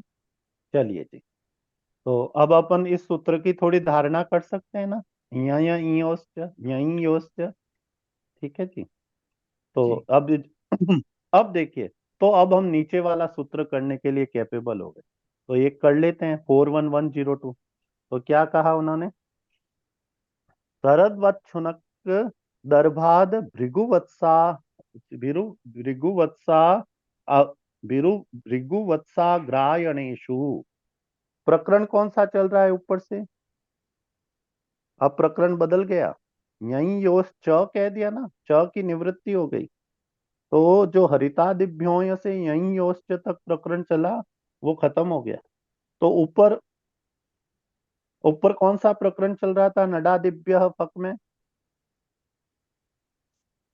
नडादिभ्य फक में क्या प्रकरण चल रहा था? एक फक। सूत्र पहले जाइए, पता चल गोत्रे जाएगा। चल रहा था। गोत्रे, तो गोत्रे कुंजादिभ्य स्वयं से गोत्रे की अनुवृत्ति आ रही है। नडादिभ्य फक से फक की अनुवृत्ति आ रही है। बीच में एक प्रकरण को उन्होंने ओवरलैप करके यहाँ डाल दिया। क्यों डाल दिया? फक की अनुवृत्ति लेने के लिए। यह प्रकरण आना चाहिए था ययांत के बाद में, और हरितादिभ्योय आना चाहिए था अनृत्यानंतरीय विदादिभ्योय के बाद में, परंतु वहां उनको फक एक्स्ट्रा कहना पड़ता, तो उस फक से बचने तो वहां नहीं कहना पड़े, और उसकी अनुवृत्ति लेने के लिए ये दो सूत्र आए। तो ये दोनों सूत्र युवा आपत्ति अर्थ में आए। अब वापस जो आया तो अपना रेगुलर प्रकरण चल रहा। तो शरदवत छुनक दरबार भृगुवत्साग्रायणेशु, कौन कौन सी इसमें पढ़ी गई है? तो देखिए, उन्होंने कहा शरदवत, ये शरदवत एक पढ़ा, फिर शुनक, फिर दर्भ, इन प्रातिपदिकों से। अब देखिए, ये जो तीन प्रातिपदिक पढ़े ना पहले में, शरदवत, शुनक और दर्भ, अगले पार्ट में देखिए उन्होंने वापस तीन पढ़े। क्या कहा है? भृगु, वत्स और आग्रायण, तीन तीन पढ़े हैं ना दोनों में। हाँ जी। ध्यान, हाँ, ये इसका मतलब है, इसलिए अपन ध्यान दे रहे हैं। ऊपर से गोत्र की अनुवृत्ति आ रही है और फक कहा जा रहा है, तो सीधा सीधा कह देते जी कि शरदवत सुनक दर्भ से गोत्रा अपत्य अर्थ में फक प्रत्यय होता है। तो उन्होंने भृगुवत्स और आग्रायण क्यों कहा? हमें एक बात सिखाने के लिए कहा। क्या बात सिखाने के लिए कहा जी? तो माता जी ने यहाँ बताया था कि ये जो वंश परंपरा चलती है ना, ये दो तरह से चलती है। एक तो वंश परंपरा चलती है जहाँ जिस देश से हमारा प्राकट्य होता है, जननी के गर्भ से, तो वो वंश परंपरा जन्म से चलती है, तो वहां जन्म का वंश होता है। एक हमारे सनातन धर्म में जो गुरुकुल परंपरा चलती है, वहां पर जो शिष्य जब गुरु को अपना जीवन समर्पित करके शिक्षा ग्रहण करता है, तो वहां पर उस गुरु की गोत्र उसके साथ चलती, तो वो शिष्यत्व के कारण उसमें वो परंपरा चलती। तो जब शरदवत, शुनक और दर्भ, ये किसको कहें क्रमशः? भृगु, वत्स और आग्रायण गोत्र को कहें, तो इनसे क्या होगा जी? ऊपर से किसकी अनुवृत्ति आ रही है? किसकी अनुवृत्ति आ रही है जी? गोत्र, फक गोत्रे। की आ रही। तो अब यहाँ पर देखिए, पीछे हमने क्या आगे देखिए, विदादि गण है ना, आगे नीचे जो अभी अपन ने अनृत्यानंतरीय विदादि भ्यों वहां पढ़िए, तो ये तीनों लिखे हैं, थर्ड लाइन में आइए, कुचवार के बाद लिखा है शरदवत, शुनक, है ना, शरदवत और शुनक यहाँ पढ़े हुए हैं। तो जब शरदवत और शुनक यहाँ पढ़े हैं, तो इनको तो पहले से ही प्राप्त था। क्या प्राप्त था जी? गोत्रापत्य अर्थ में अय प्रत्यय प्राप्त था, तो उस अय प्रत्यय को इसने बाध दिया है, उस अय प्रत्यय का इसने बाध कर दिया। अब बताइए, मूल सूत्र से पहले अपवाद आए तो उसे क्या कहते हैं? कौन सा अपवाद कहते हैं? उत्सर्ग और अपवाद की विधि चलती है ना अष्टाध्याय में। हाँ जी। तो देखिए, आप याद की, पुरस्ताद अपवाद। हाँ, पुरस्ताद अपवाद वो पहले कह दिया गया। तो शरदवत, सुनक और सुनक, ये दोनों को विदादिगण में पढ़ा है, तो वहां गोत्रा अपत्य अर्थ में ऋषिवाचक ही है यहाँ गोत्र, तो वहां पर अय प्राप्त हो रहा था, उसको बाध करके यहाँ पर क्या हो गया है? यहाँ पर फक हो गया। तो शरतवत से फक लगाएंगे तो क्या बनेगा जी? शरतवत से लगाइए फक, फक से क की, हाँ हाँ, सूत्र बोलेंगे कुछ 2-3 दिनों तक। तो क से क की संज्ञा होने से कित हो गया, कित से क्या प्राप्त हुआ? तद तद कितिचे, कितिचा, टीचर से हाँ। आदि अच की वृद्धि। तो शरदवत का हो गया सारदवत, सारदवत, अब फ को क्या प्रत्यय आदेश हो गया? आयने ईनीय फड़क चगाम प्रत्ययादि नाम, आयन आदेश हो गया। आयन तो आदेश आयन, हो गया। आयनों के भ संज्ञा हो गई, तकारो नहीं, ये तो हलंत ही है शरदवत तो, तो शरदवत से क्या हो गया? शारद्वतायन। शारद्वतायन। ठीक है जी। ये कब होगा? ये जो शारद्वतायन है, इसमें शरदवत किसका गोत्रापत्य है? वो कौन सी? शरद का हाँ, गोत्र। ये शारद्वतायन गोत्रापत्य शरदवत का है। पर ये जो शरदवत है, ये कौन सी गोत्र में कहा जा रहा है? खुद भृगु गोत्र में कहा जा रहा है। कौन से गोत्र में कहा जा रहा है? भृगु। तो इसकी वंश परंपरा कौन सी हो गई? आचार्य शिष्य परंपरा से ये भृगु वंश से हो गए। वत्स में क्या बनेगा? वत्स से लगाइए, वत्स से फक लगाइए। सॉरी सॉरी सॉरी, सुनक से लगाइए, सुनक से लगाइए तो वत्स। बनाइए। शौनकायन। हाँ, शौन या शौनकायन। या और दर्भ से क्या बन जाएगा? दार्भायन। गर्भायन। न बनेगा या न बनेगा? न न बनेगा। हाँ, गर्भायन। ठीक है जी। तो ये अपना हो गया। इसके बाद या, क्या कह रहे हैं? अनिल जी, एक एक मिनट। हाँ, इधर पहले तीन, वो शरदवत, शुनक और दर्भ, ये तीनों ये भृगु वत्स आग्रायण से क्या संबंध है ये सूत्र में? देखिए, ये तीनों ही जो हैं, ये भृगु, वत्स और आग्रायन के शिष्य हैं। सेतुराम जी सर, हमारे यहाँ पर दो वंश परंपराएं चलती थी। पहली वंश परंपरा तो चलती थी जन्म से, जिस कुल में आप जन्म लेते हैं ना, उससे।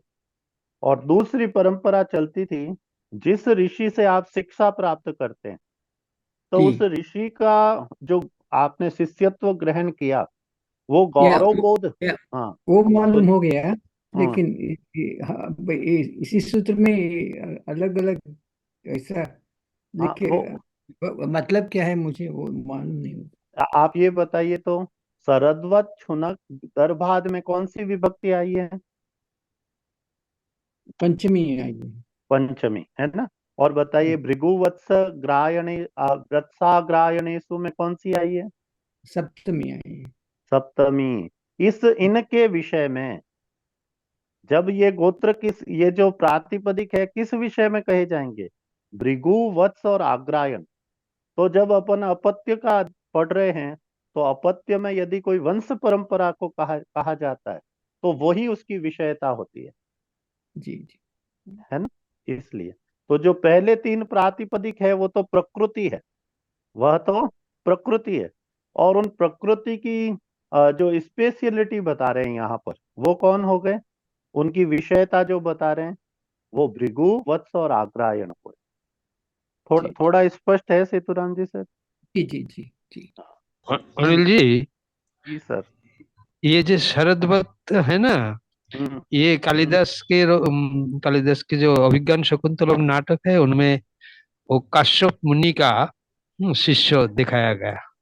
अच्छा। शारंगरव और शारदवत, ये दो शिष्य का, जिन्होंने राजा दुष्यंत के पास शकुंतला को ले गया था, तो फोर्थ एक्ट में, चतुर्थ अंक में। जी जी। शारदवत काश्यप मुनि, उसको कर्ण मुनि भी कहा है दो चार स्थान में। उनका ही शिष्य दिखाया गया उधर। जी, ठीक है। हाँ, अगला सूत्र करते हैं। द्रोण पर्वत जीवंतादन्य तरस्याम। तो कौन कौन सी प्रकृति कही है? द्रोण, पर्वत, जीवन, तीन प्रकृति कही है। और स्पेशलिटी क्या है? अन्य तरस्याम। अन्य तरस्याम। अब यहाँ अपने को डिस्कशन करना है, बताइए। द्रोण, विकल्प। हाँ, द्रोण, पर्वत, जीवंत, इस प्रकृति, तीनों प्रकृतियों की विशेषता क्या है? तीनों तीनों ही अदंत है। तो तीनों ही अदंत हो गए, तो इनसे अपत्यम अर्थ में क्या प्राप्त हो गया? अतः अतय्य प्राप्त था। तो अतय्य सभी अर्थों में प्राप्त था। उसमें से क्या हो गया? वो तो प्राप्त ही है। अब इन्होंने कह दिया विकल्प से, इसका मतलब अतय्य भी लगेगा और विकल्प से क्या हो जाएगा? फक। तो विकल्प से अपने को क्या प्राप्त हो जाएगा? फक। तो द्रोण से फक लगाएंगे, वृद्धि कर दीजिए। द्रौणायन, द्रौणायन। और जब ईय लगाएंगे तो द्रौणी, द्रौणी, ठीक है ना। इसी प्रकार पार्वतायनः, पार्वती, जयवंतायन, जयवंती। प्रक्रिया तो अब अपने को मालूम हो ही गई, दोनों में ही तद्धितेष्वचामादेः और कृतिच, इनसे वृद्धि प्राप्त है। हक में आयने यीनी ईयः फड खचगाम प्रत्ययादि नाम से आयन आदेश प्राप्त है। ईय में और फिर दोनों में यस्येति च लगेगा, यस्येति च लग के और अपन जोड़ दिए। ठीक है जी, चलिए। तो अब एक विशेष बात अपने को सीखनी है। वापस आ जाइए 41105, गर्गादिभ्यो यय, गर्गादिभ्यो यय। ये जो यय है ना, इसका एक सूत्र है जो ययंत होता है ना, गोत्रा। अब बताइए जो गर्गादिभ्यो यय है, यहाँ पर यय प्रत्यय कौन से अर्थ में हो रहा है जी? गोत्र अर्थ में। गोत्र अर्थ में।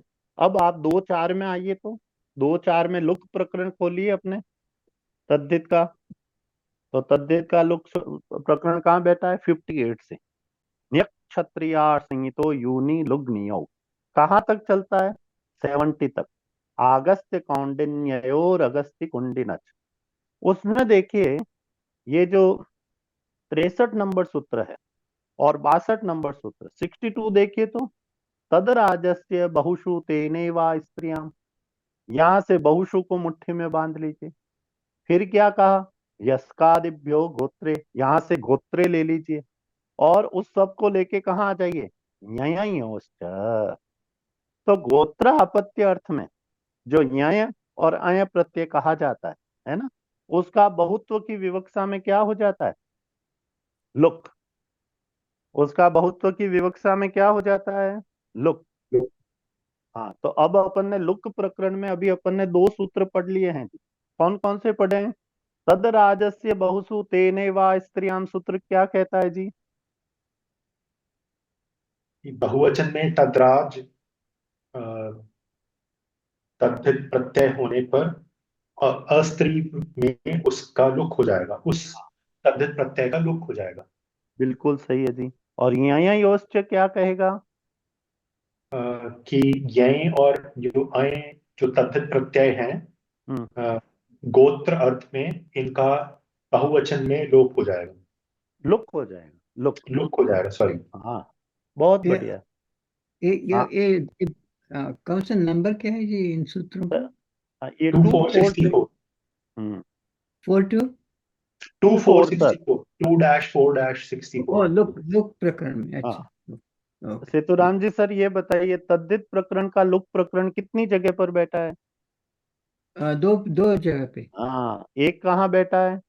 एक तो दूसरे 24 में और दूसरा 41 से, और दूसरा 4-1 में।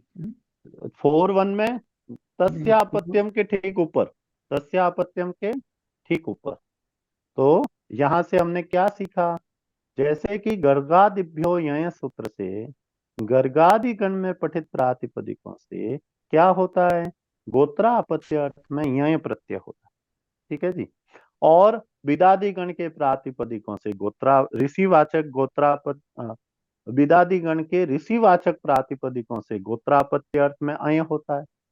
इन दोनों के लिए सूत्र आ गया। ये क्या कह दिया? ययोश्च।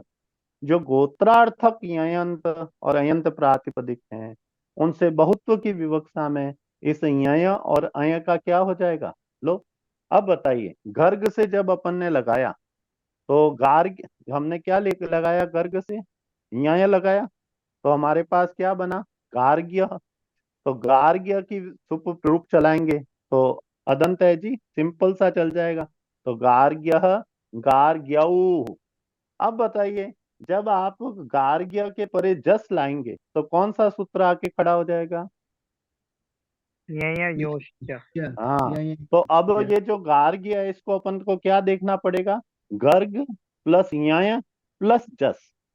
तो गर्ग से न्याय तो जस परे होने पर क्या हो जाएगा? न्याय का लुक हो जाएगा। तो गर्ग प्लस जस, तो गार्ग्य, गार्ग्यौ गर्गाहा क्या बनेगा? गार्ग्य, गार्ग्यौ गर्गाहा। क्यों हो गया ऐसा अंतर? ऐसा क्यों The अंतर हुआ? recording has stopped. ऐसा अंतर क्यों हुआ जी? यंग से बहुवचन के विषय में, स्त्रियां विषय में वो तदित प्रत्यय का लुप्त हो गया। अब हमारी थोड़ी गति हो गई है, हमें कुछ सूत्र याद हो गए। क्या क्या याद हो गया? हमें तद्धित चामादेः इति च याद हो गया, यस्यति च याद हो गया, और गुणः और नस तद्धिते ये याद हो गए। और हमें क्या पता याद हो गया है? हमें याद हो गया कि जो अपत्य अर्थ है, यदि अपत्य में कहेंगे तो तीन तरह के अपत्य कहेंगे। कौन कौन से? अनंतरापत्य, गोत्रापत्य और युवापत्य। इनमें से यदि आगे जाके किसी विशिष्ट अर्थ को अलग कोई प्रत्यय कह देगा तो फिर ये उसको नहीं कहेगा। दूसरी बात हमने क्या सीखी? गोत्रापत्य अर्थ और अनंतरापत्य अर्थ में मूल प्रकृति से प्रत्यय लगता है, परंतु युवा अपत्य अर्थ में किससे लगता है जी? गोत्रापत्य हाँ। गोत्रापत्य। अब अपने को आगे अवसर मिलेगा तो इसके आगे चलेंगे। आप सबको बहुत बहुत धन्यवाद और प्रणाम। मुझे एक छोटा सा प्रश्न है, पूछूं जी क्या? जी सर। ये हरितादिभ्यो कसम पिछले कक्षा अटेंड नहीं किया। हरिता ये कौन सा सूत्र? हरितादिभ्योय। हाँ, वो सूत्र में वो युवा प्रत्यय को युवा प्रत्यय को निर्देश करने के लिए वो सूत्र बनाया हुआ है ना। युवा प्रत्यय किधर से आ रहा है अनुवृत्ति? एक सिद्धांत से आ रहा है। आप बताइए, युवा अपत्य अर्थ में प्रत्यय किससे लगता है? गोत्र प्रत्यय से। अब आप 41104 में आइए तो 41104 विदादी गण में गोत्रापत्य अर्थ में कौन सा प्रत्यय कहा गया है? आई प्रत्यय। अब इसी विदादी गण का अंतर्गण है हरितादि गण। हाँ, तो इसका मतलब हरितादि अंतर्गण से भी गोत्रापत्य अर्थ में आय प्रत्यय कह दिया गया है। अब बताइए, यदि इसके बाद कोई प्रत्यय कहा जाएगा इस गोत्रापत्य अर्थ के बाद, वो किस अर्थ को कहेगा? युवा प्रत्यय। युवा प्रत्यय। बस, तो अब जो फक आएगा ना इसमें, वो युवा अपत्य अर्थ को कहेगा। तो यहाँ पर ये सूत्र सर यहाँ का नहीं है, ये सूत्र आना तो वही चाहिए था 104 के बाद, परंतु फक की अनुवृत्ति लेने के लिए यहाँ। अच्छा, ये रिपीट करता हूँ। हरितादि गण विदादि गण के अंतर्गण है। हरितादि गणस्य ऐ प्रत्यांत शब्द, हरितादि गण के ऐ प्रत्यांत शब्दों से फक प्रत्यय होगा। हरितादि गण के ऐ प्रत्यांत शब्द गोत्रा प्रत्यय को कह रहा है, इसलिए उससे पक प्रत्यय मतलब ये युवा प्रत्यय निर्देश करने के लिए। जी जी जी। अच्छा, ठीक। आप सबको प्रणाम और धन्यवाद। बहुत धन्यवाद। धन्यवाद। प्रणाम काका जी, धन्यवाद।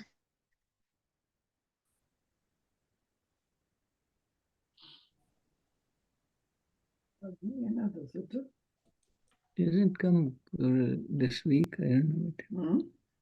He hasn't come this week. I don't know what.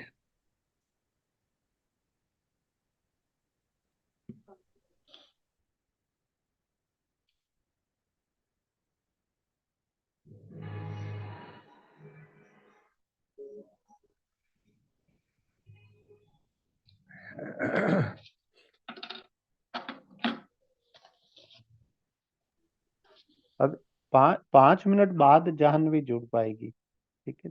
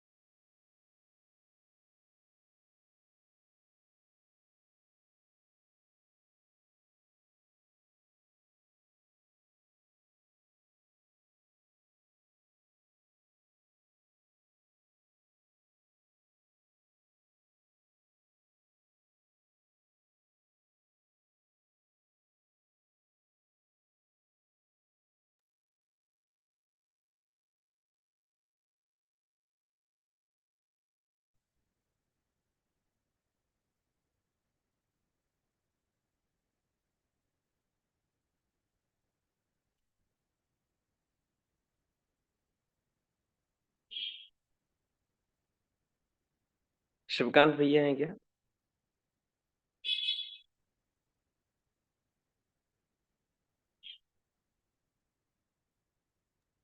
जी भैया, राधे राधे, प्रणाम। प्रणाम भैया। भैया ये हेलो। नीति। हाँ जी हाँ, भैया। ये मैं बोल रहा था। प्रणाम भैया। हैं? प्रणाम हाँ बोल जी, रहा हाँ हूँ। जी, बताइए। ये जो नीति शतक हाँ पढ़ रहे हाँ, थे। प्रणाम भैया। हाँ, इसमें जो नीति शतक पढ़ रहे थे ना हम लोग। वो मैं तो नहीं था उसमें। नहीं, मैं उसमें नहीं था उसमें। अच्छा, आप नहीं थे क्या? उसमें एक श्लोक था, पर्यटन छशन हाँ हाँ पर्यटन। हाँ। तो वहां पे वो शश छोटी कैसे हो गया वहां पे? वो ना। आप उसे लिख के भेजो या फिर कुछ करके। हाँ हाँ। हेलो। हाँ ठीक है, लिख के भेजता हूँ मैं। ठीक है। मैं अभी ठीक है भैया, ठीक। मेरे व्हाट्सएप पे देखो, मैं देखता हूँ और उसमें लिख के भेज दो क्या क्या आप पूछ रहे हैं। हाँ देखो। ठीक है। शंका। ठीक। ठीक। मैं अभी अयोध्या में हूँ। हाँ और दीदी ठीक है। कुछ पूछे तो बता देना। हाँ ठीक। वेद पारण। ठीक। ठीक है भैया।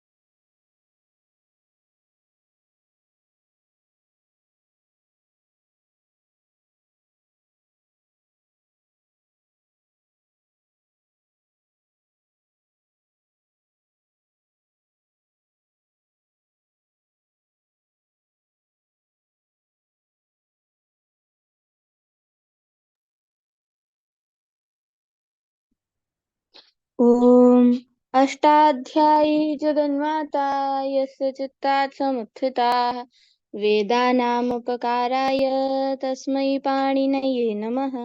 अष्टकं पाणिनि दिव्यं शब्दशास्त्रमलौकिकम् आकुमारं यशो यस्य तस्मै पाणिनये नमः। सदाशिवसमारम्भां तथा पाणिनिमध्यमाम् अस्मदाचार्यपर्यन्तां वन्दे गुरुपरम्पराम्। वन्दे गुरुपरम्पराम्। वन्दे गुरुपरम्पराम्। ॐ अ इ उण ऋल ऋग ए ओंग ऐ औच हय वरट लण ञम गणनम झ भै घ ढ धश जवगड दफ फ फ छ ठ थ चट तफ कपई श फ श सर हल इति माहेश्वराणि सूत्राणि।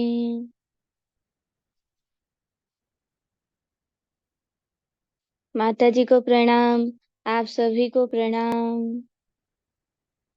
अभी आए क्यों नहीं सभी? प्रणाम दीदी।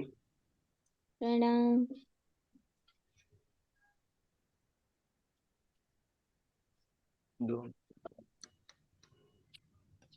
चलिए आरंभ करें तो वीडियो खोलिए।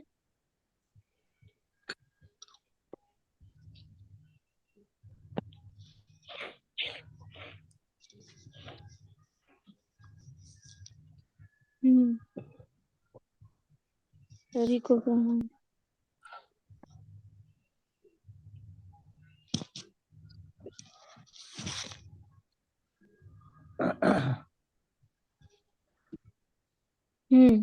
नदी संज्ञा तो पूरी हो गई हमारी, हो गई ना। अब हमको सखा बनाना है ना। तो हमारे सखा तो होंगे ही। अब हम हमारे सखा के लिए कुछ इच्छा करते हैं कि भाई मेरे सखा के पास ये हो या मेरे सखा के पास वो हो। तो उसके लिए हम जब इच्छा करते हैं, उस सखा की बात कर रहे हैं, वो सनाद्यंत सखा की बात कर रहे हैं, है ना। कि भाई देखिए, अब आप आ जाइए पृष्ठ 101 पर। सखाय सखाय मात्मन इच्छति, है ना। सखा के लिए कुछ इच्छा करता है ना। तो ये जो है, इसमें ये जो आपका सखा है ना, ये एक मिनट।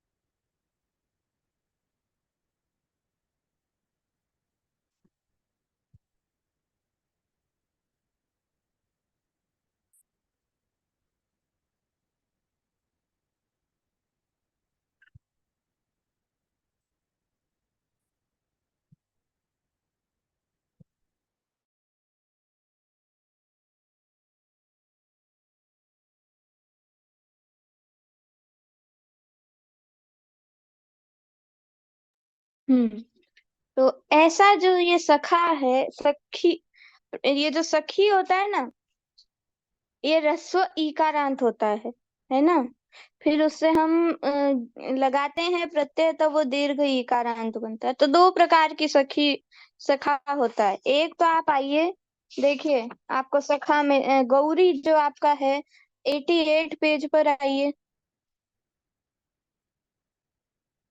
तो वहां देखिए, वहां पर ग्यंत नदी संज्ञक सखी शब्द लिखा है।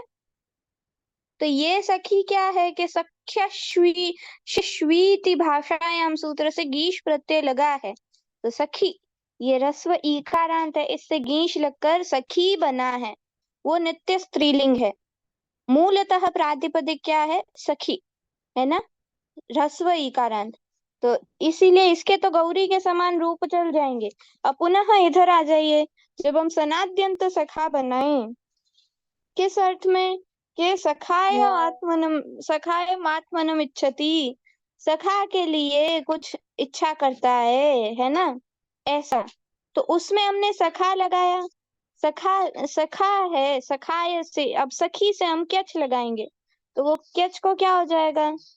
तो उसको क्यची च सूत्र से क्या, फिर उसको सार्वधातुक आर्धधातुकयोः से दीर्घ हो जाएगा। क्यों?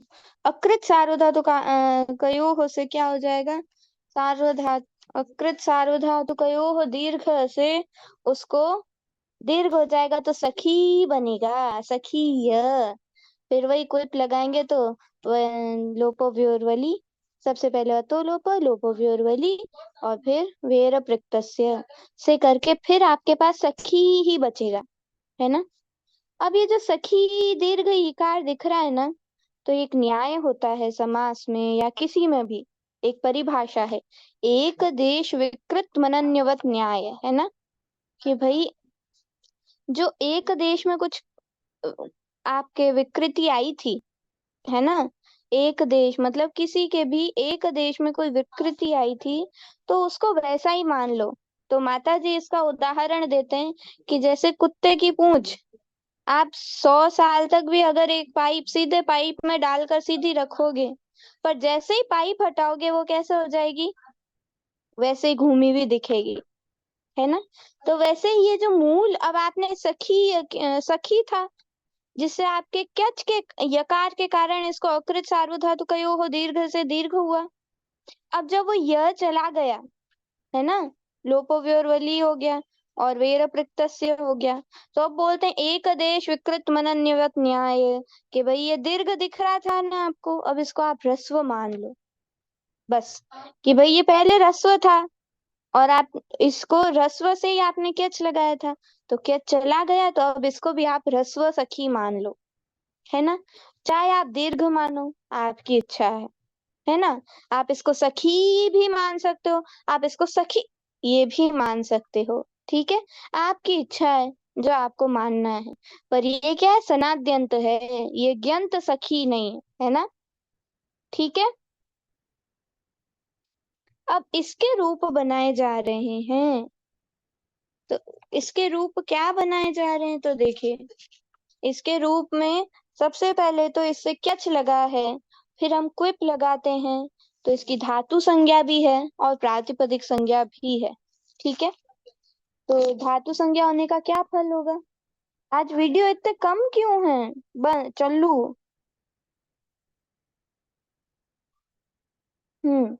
धातु संज्ञा होने का क्या फल होगा। यत्ने काचो संयोग पूर्वस्य सीधा इरने काचे लगाएंगे, सखी यंग वंग स्थानीय हो जाएगा। हाँ यंग वंग स्थानीय हो जाएगा। और फिर प्रणाम चाची जी, आपने स्टार्टिंग में क्या बोला, मेरा इंटरनेट का कुछ गड़बड़ था, मुझे कुछ सुनाई नहीं दे रहा था। मैंने स्टार्टिंग में क्या बोला, मैंने बोला कि अब हम सखी बना रहे हैं, 101 पेज पर हम बना रहे हैं, अब हम 102 पर पहुंच गए हैं। हम सखी के, हमारे सखा के लिए कुछ इच्छा करते हैं, है ना। सखा आत्मनम इच्छति, है ना। तो इसका अर्थ ये नहीं है कि अपने लिए सखी, क्योंकि अपने लिए सखा की इच्छा करता है, सखा के लिए कुछ इच्छा कर रहा है ना। तो उस अर्थ में क्या है, ये सखा, ये सखी ह्रस्व इकारांत प्रातिपदिक है। तो इससे जब हम क्यच लगाते हैं तो अकृत सार्वधातुकयोः दीर्घ सूत्र से इसमें ई को दीर्घ होता है, सखी ऐसा हो जाता है, ये सखी य क्यजंत बना। इससे फिर हम आप कर्तरी क्विप से क्विप लगाएंगे, फिर आप क्या करेंगे,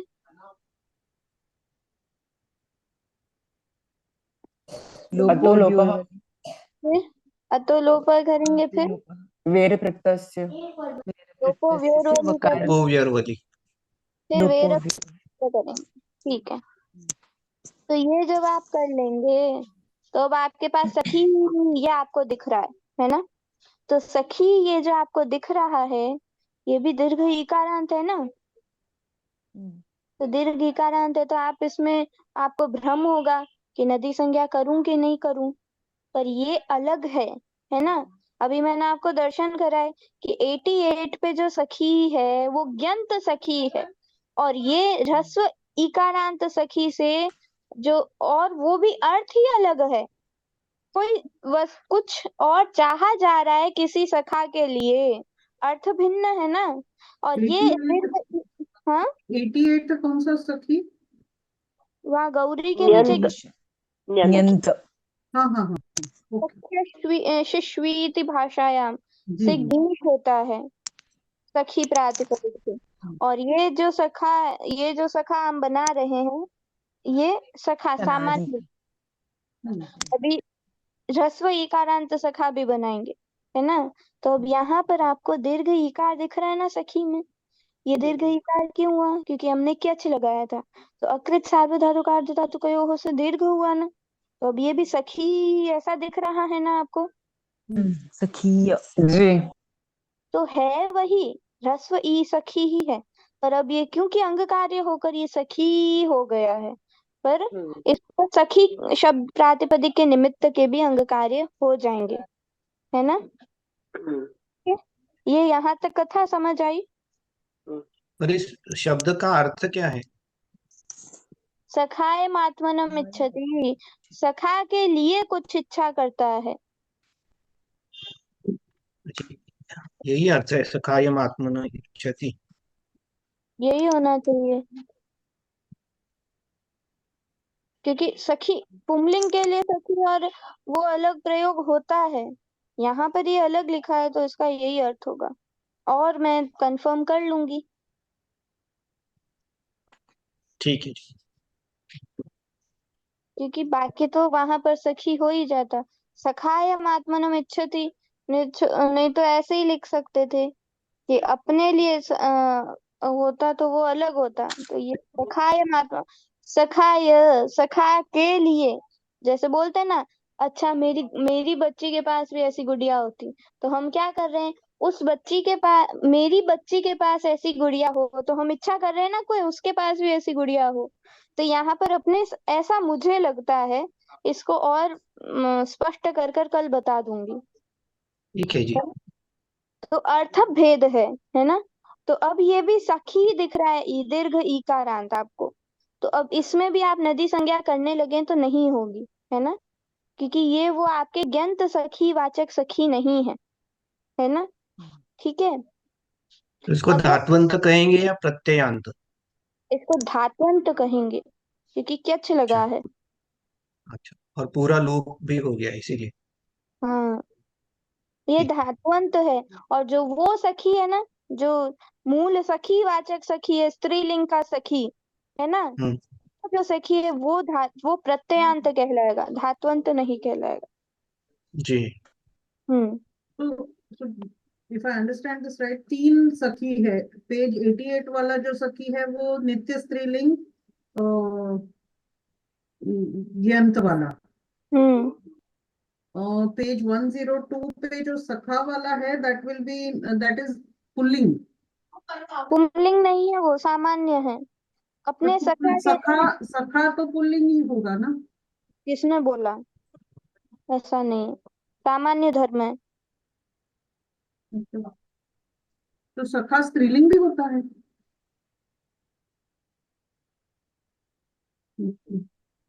भाई ये वो हिंदी में पुल्लिंग होगा। ये अर्थ अलग है माता। देखिए, अगर हम बोलते कि अब जैसे आप बोलती कि मुझे सखी चाहिए, तो आप क्या बोलते? सखी आत्मना इच्छति, है ना। जैसे आप यहाँ पर आ जाइए, आप कुमारी आचरती और ये है ना, तो वहां पर आप देखिए ना, आपको वाक्य समझ आएगा अच्छे से, जो माता जी ने बढ़िया तरीके से दिया है।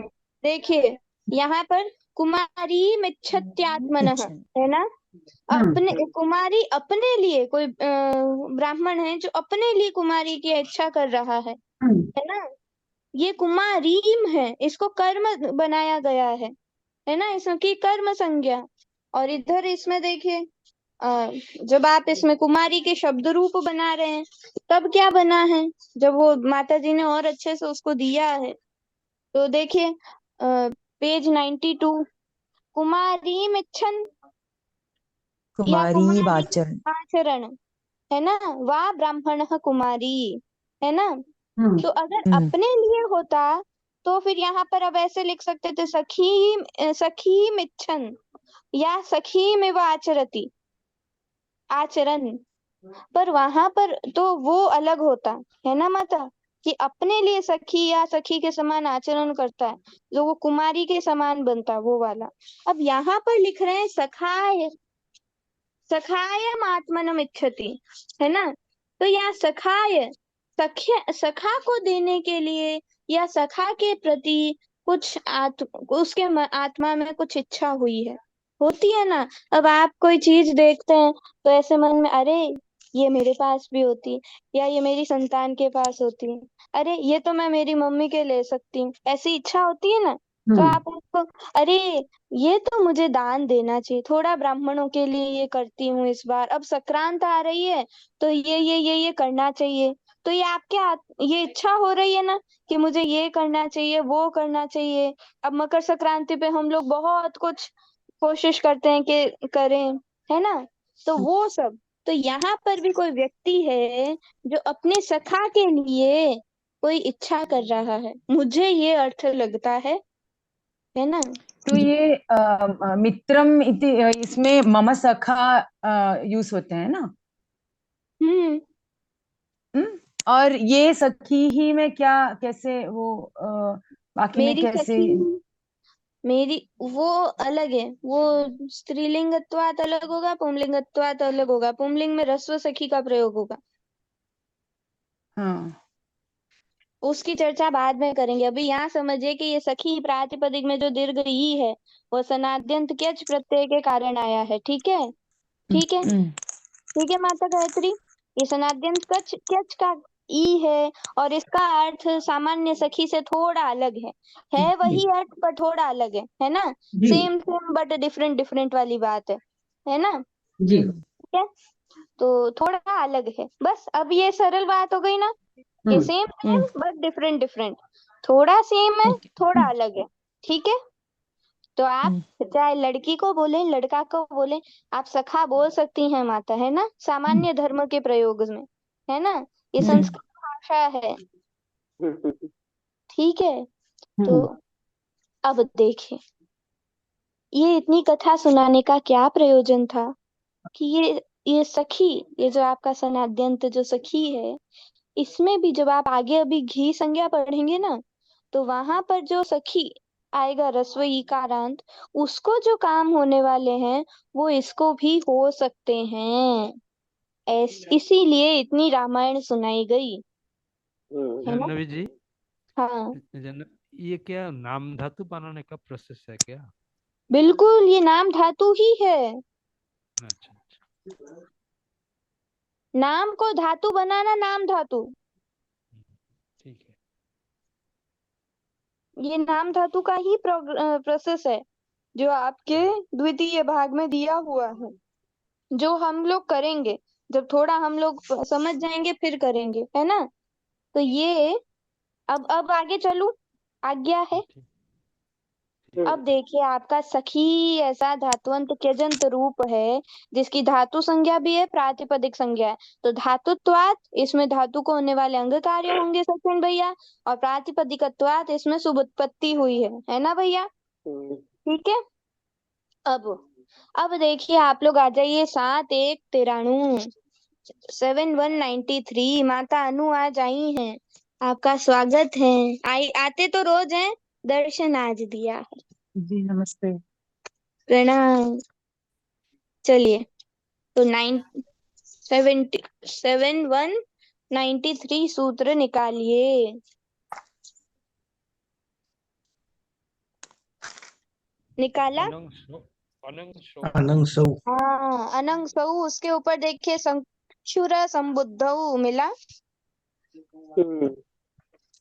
अब देखिए, अब आपका जो अनंग सौ मतलब सौ परे होने पर, है ना, सौ परे होने पर क्या होगा, आपका जो सखी है उसमें ई के मतलब अनंग, उसको अनंग आदेश होगा। ठीक है, अनंग सौ, तो सखी को अनंग आदेश होगा, और सौ परे होने पर मतलब सु परे होने पर, है ना। इसका अर्थ देखिए, सखी कहाँ से आया, ऊपर से, सख्युर संबुद्धौ से आया सखी, है ना, और सखी को अनंग आदेश होगा, है ना। तो सखी को अनंग आदेश होगा तो सख्यु है, ये षष्ठ्यंत है ना, तो इसीलिए अलोन्त्यस्य से अंतिम ई के स्थान पर ही होगा। ठीक है, अभी बताऊंगी ये सख्यु षष्ठ्यंत कैसे हुआ। ठीक है, अभी इधर ध्यान दीजिए। तो सख्यु ये षष्ठ्यंत है, इसके स्थान पर अनंग आदेश होगा। कब होगा? सु परे होने पर। ठीक है, ये बात समझ आई? अब देखिए, सु परे होने पर तो फिर षष्ठी कैसे हुआ? षष्ठी सख्यु है जिसकी आप पूर्व अनुवृत्ति सूत्र। ले रहे हैं। ऊपर देखिए 92 सख्युर संबुद्धौ, 7193 7192। जी 92 तो सख्यु असंबुद्धौ है। हाँ, तो सख्यु असंबुद्धौ, उससे हम सख्यु की अनुवृत्ति ले रहे हैं जी। तो वो षष्ठ्यंत है माता, अभी बताऊंगी कैसे बना, है ना। तो वो षष्ठ्यंत हुआ ना माता, तो अलोन्त्यस्य से उसके अंतिम अल के स्थान पर हम अनंग आदेश करेंगे। ठीक है, सु परे होने पर। ये बात समझ आ गई?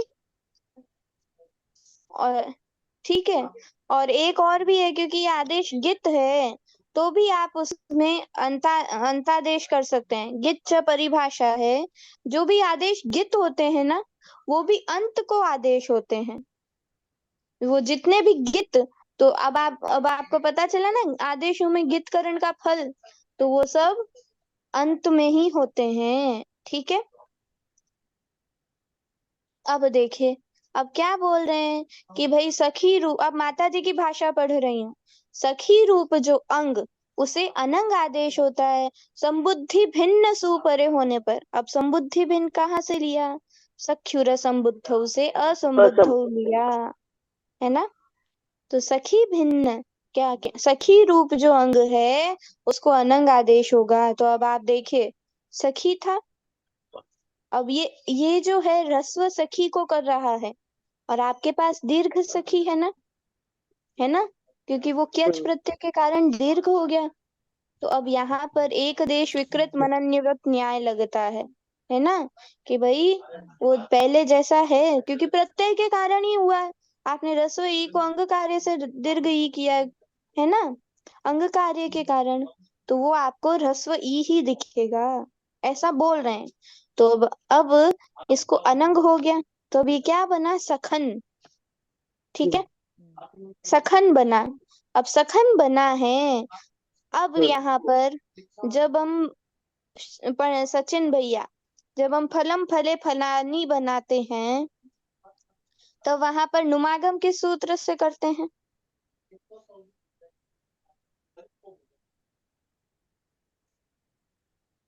नदी संज्ञा में घूम रहे थे हम, कहाँ तुम हमको वहां ले गई दीदी?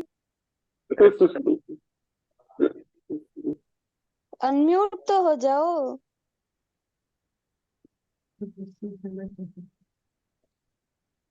याद है? नपुंसकस्य जलच्च। हाँ, प्रश्न किससे था? सचिन भी। उत्तर कितने लोगों ने दे दिया? इसे कहते हैं परिवार, समूह, सखा। सखा के लिए इच्छा कर रहे हैं आप लोग। चलिए, नपुंसकस्य झलचः से नुमागम करते हैं तो वो फलन बनता है ना, फिर जो ज्ञानन फलन ऐसा बनता है। फिर आप क्या सूत्र लगाते हैं? सर्वनाम स्थाने च संबुद्धौ से दीर्घ। अब पुनः इधर आ जाइए, उधर घुमाने ले गई थी ताकि देखूं याद है कि नहीं, तो सब पाटा साफ हो चुका है। कोई बात याद भी है, ऐसा नहीं। विया दादाजी हैं आज, हाँ दिख गए थे। चलिए, तो क्या, तो अब यहाँ सखन हो गया ना, अनंग सौ से हमने आदेश किया तो सखन बना। अभी नांत है ना, तो नांत जो भी नांत प्रातिपदिक होते हैं, तो आपने क्या देखा था? सर्वनाम स्थाने चा संबुद्धौ, जितने भी नांत प्रातिपदिक होते हैं उनको क्या होता है? उनकी उपधा को दीर्घ होता है, तो इसकी भी उपधा को दीर्घ हो गया, तो सखान ऐसा बन गया ना, सखान बन गया। फिर यहाँ पर एक सूत्र होता है, न लोप प्रातिपदिकांतस्य, है ना, जो प्रातिपदिक का जो नकार होता है ना, जो प्रातिपदिक का नकार होता है उसका लोप हो जाता है, और सु तो हल्यादि लोप हो गया था, तो आपका सखा ऐसा प्रातिपदिक बना। अब शुरू से वापस देखेंगे सखा कैसे बना। सखी दीदी इसका प्रातिपदिक हल्यादि लोप, सखी है क्या? ह्रस्व ये इकारांत है क्या? वो उसको वैसा मान लेते हैं अतिदेश, क्योंकि सखी इसमें प्रातिपदिक के अंदर अंग कार्य के कारण सखी हुआ है, तो उसको वैसा ही मान लो, ऐसा कहते हैं। नहीं, हम कौन सा शब्द तो देख रहे हैं? हल्या सखा देख रहे हैं कि सखी ही देख रहे हैं? सखी देख रहे हैं, जिससे सखा बना है। दीदी इसमें मैं हल्यादि लोप कंफ्यूज। कैसे होता है? अभी बता रही हूँ, पहले माता हम वो देख रहे हैं कि अपने सखा के लिए हम कुछ इच्छा कर रहे हैं, वो वाला सखी क्यजंत देख रहे हैं जो 102 पर दिया हुआ है। और जी जो जी सखी वाला जो सखी था, मेरी सखी, वो वाला सखी हम गौरी में देखकर आ गए, और मेरा सखा वाला जो सखा है वो हम आगे देखेंगे। ये बीच वाला सखा है जो हम अभी देख रहे हैं। Thank you. क्या माता, ये सेम सेम डिफरेंट डिफरेंट वाला सखा है। ठीक है, हाँ। तो अब ये एक प्रकार का सखा है जो भी दीर्घ दीदी ईकारांत है। हाँ दीदी इसका मेरा नेटवर्क प्रॉब्लम हो गया था, इसका ये सुलोक कैसे हुआ अभी अभी कर भैया रहे इस हैं। कारण से? अच्छा अच्छा, ठीक। हाँ देखिए, तो हमने किया सखी, सखी के बाद हमने लगाया सु। अब सखी और सु, इस सखी को भी हम ह्रस्व ई ही मानेंगे सखी, ताकि उसके निमित्त का अंग कार्य कर सके, क्योंकि ये मूल प्रातिपदिक को ही दीर्घ हुआ है इसीलिए। ठीक है माता अनु, ये सखी इस प्रातिपदिक को ही दीर्घ क्यच के कारण हुआ है, इसीलिए ये सखी ही है। तो मूल सखी को ही दीर्घ हुआ है ना, किसी प्रत्यय के कारण नहीं हुआ, अंग कार्य के कारण है, तो इसको सखी मानेंगे। उस कारण से उसको होने वाले कार्य इसको भी हो जाएंगे। अब जो उसको होने वाले कार्य मैं बार बार बोल रही हूँ, वो जब हम आगे पढ़ेंगे तब और स्पष्ट हो जाएगा। ठीक है, ठीक है। अब ये जो सखी है, सखी, इससे जब हम सु लगाते हैं तब क्या होता है, तो अनंग सौ से उसके ई को अनंग आदेश होता है, तो सखन ऐसा प्रातिपदिक बनता है। अब ये नांत है तो क्या होता है, इसकी उपधा को दीर्घ होता है सर्वनाम स्थाने च संबुद्धौ से, तो इसको दीर्घ होता है।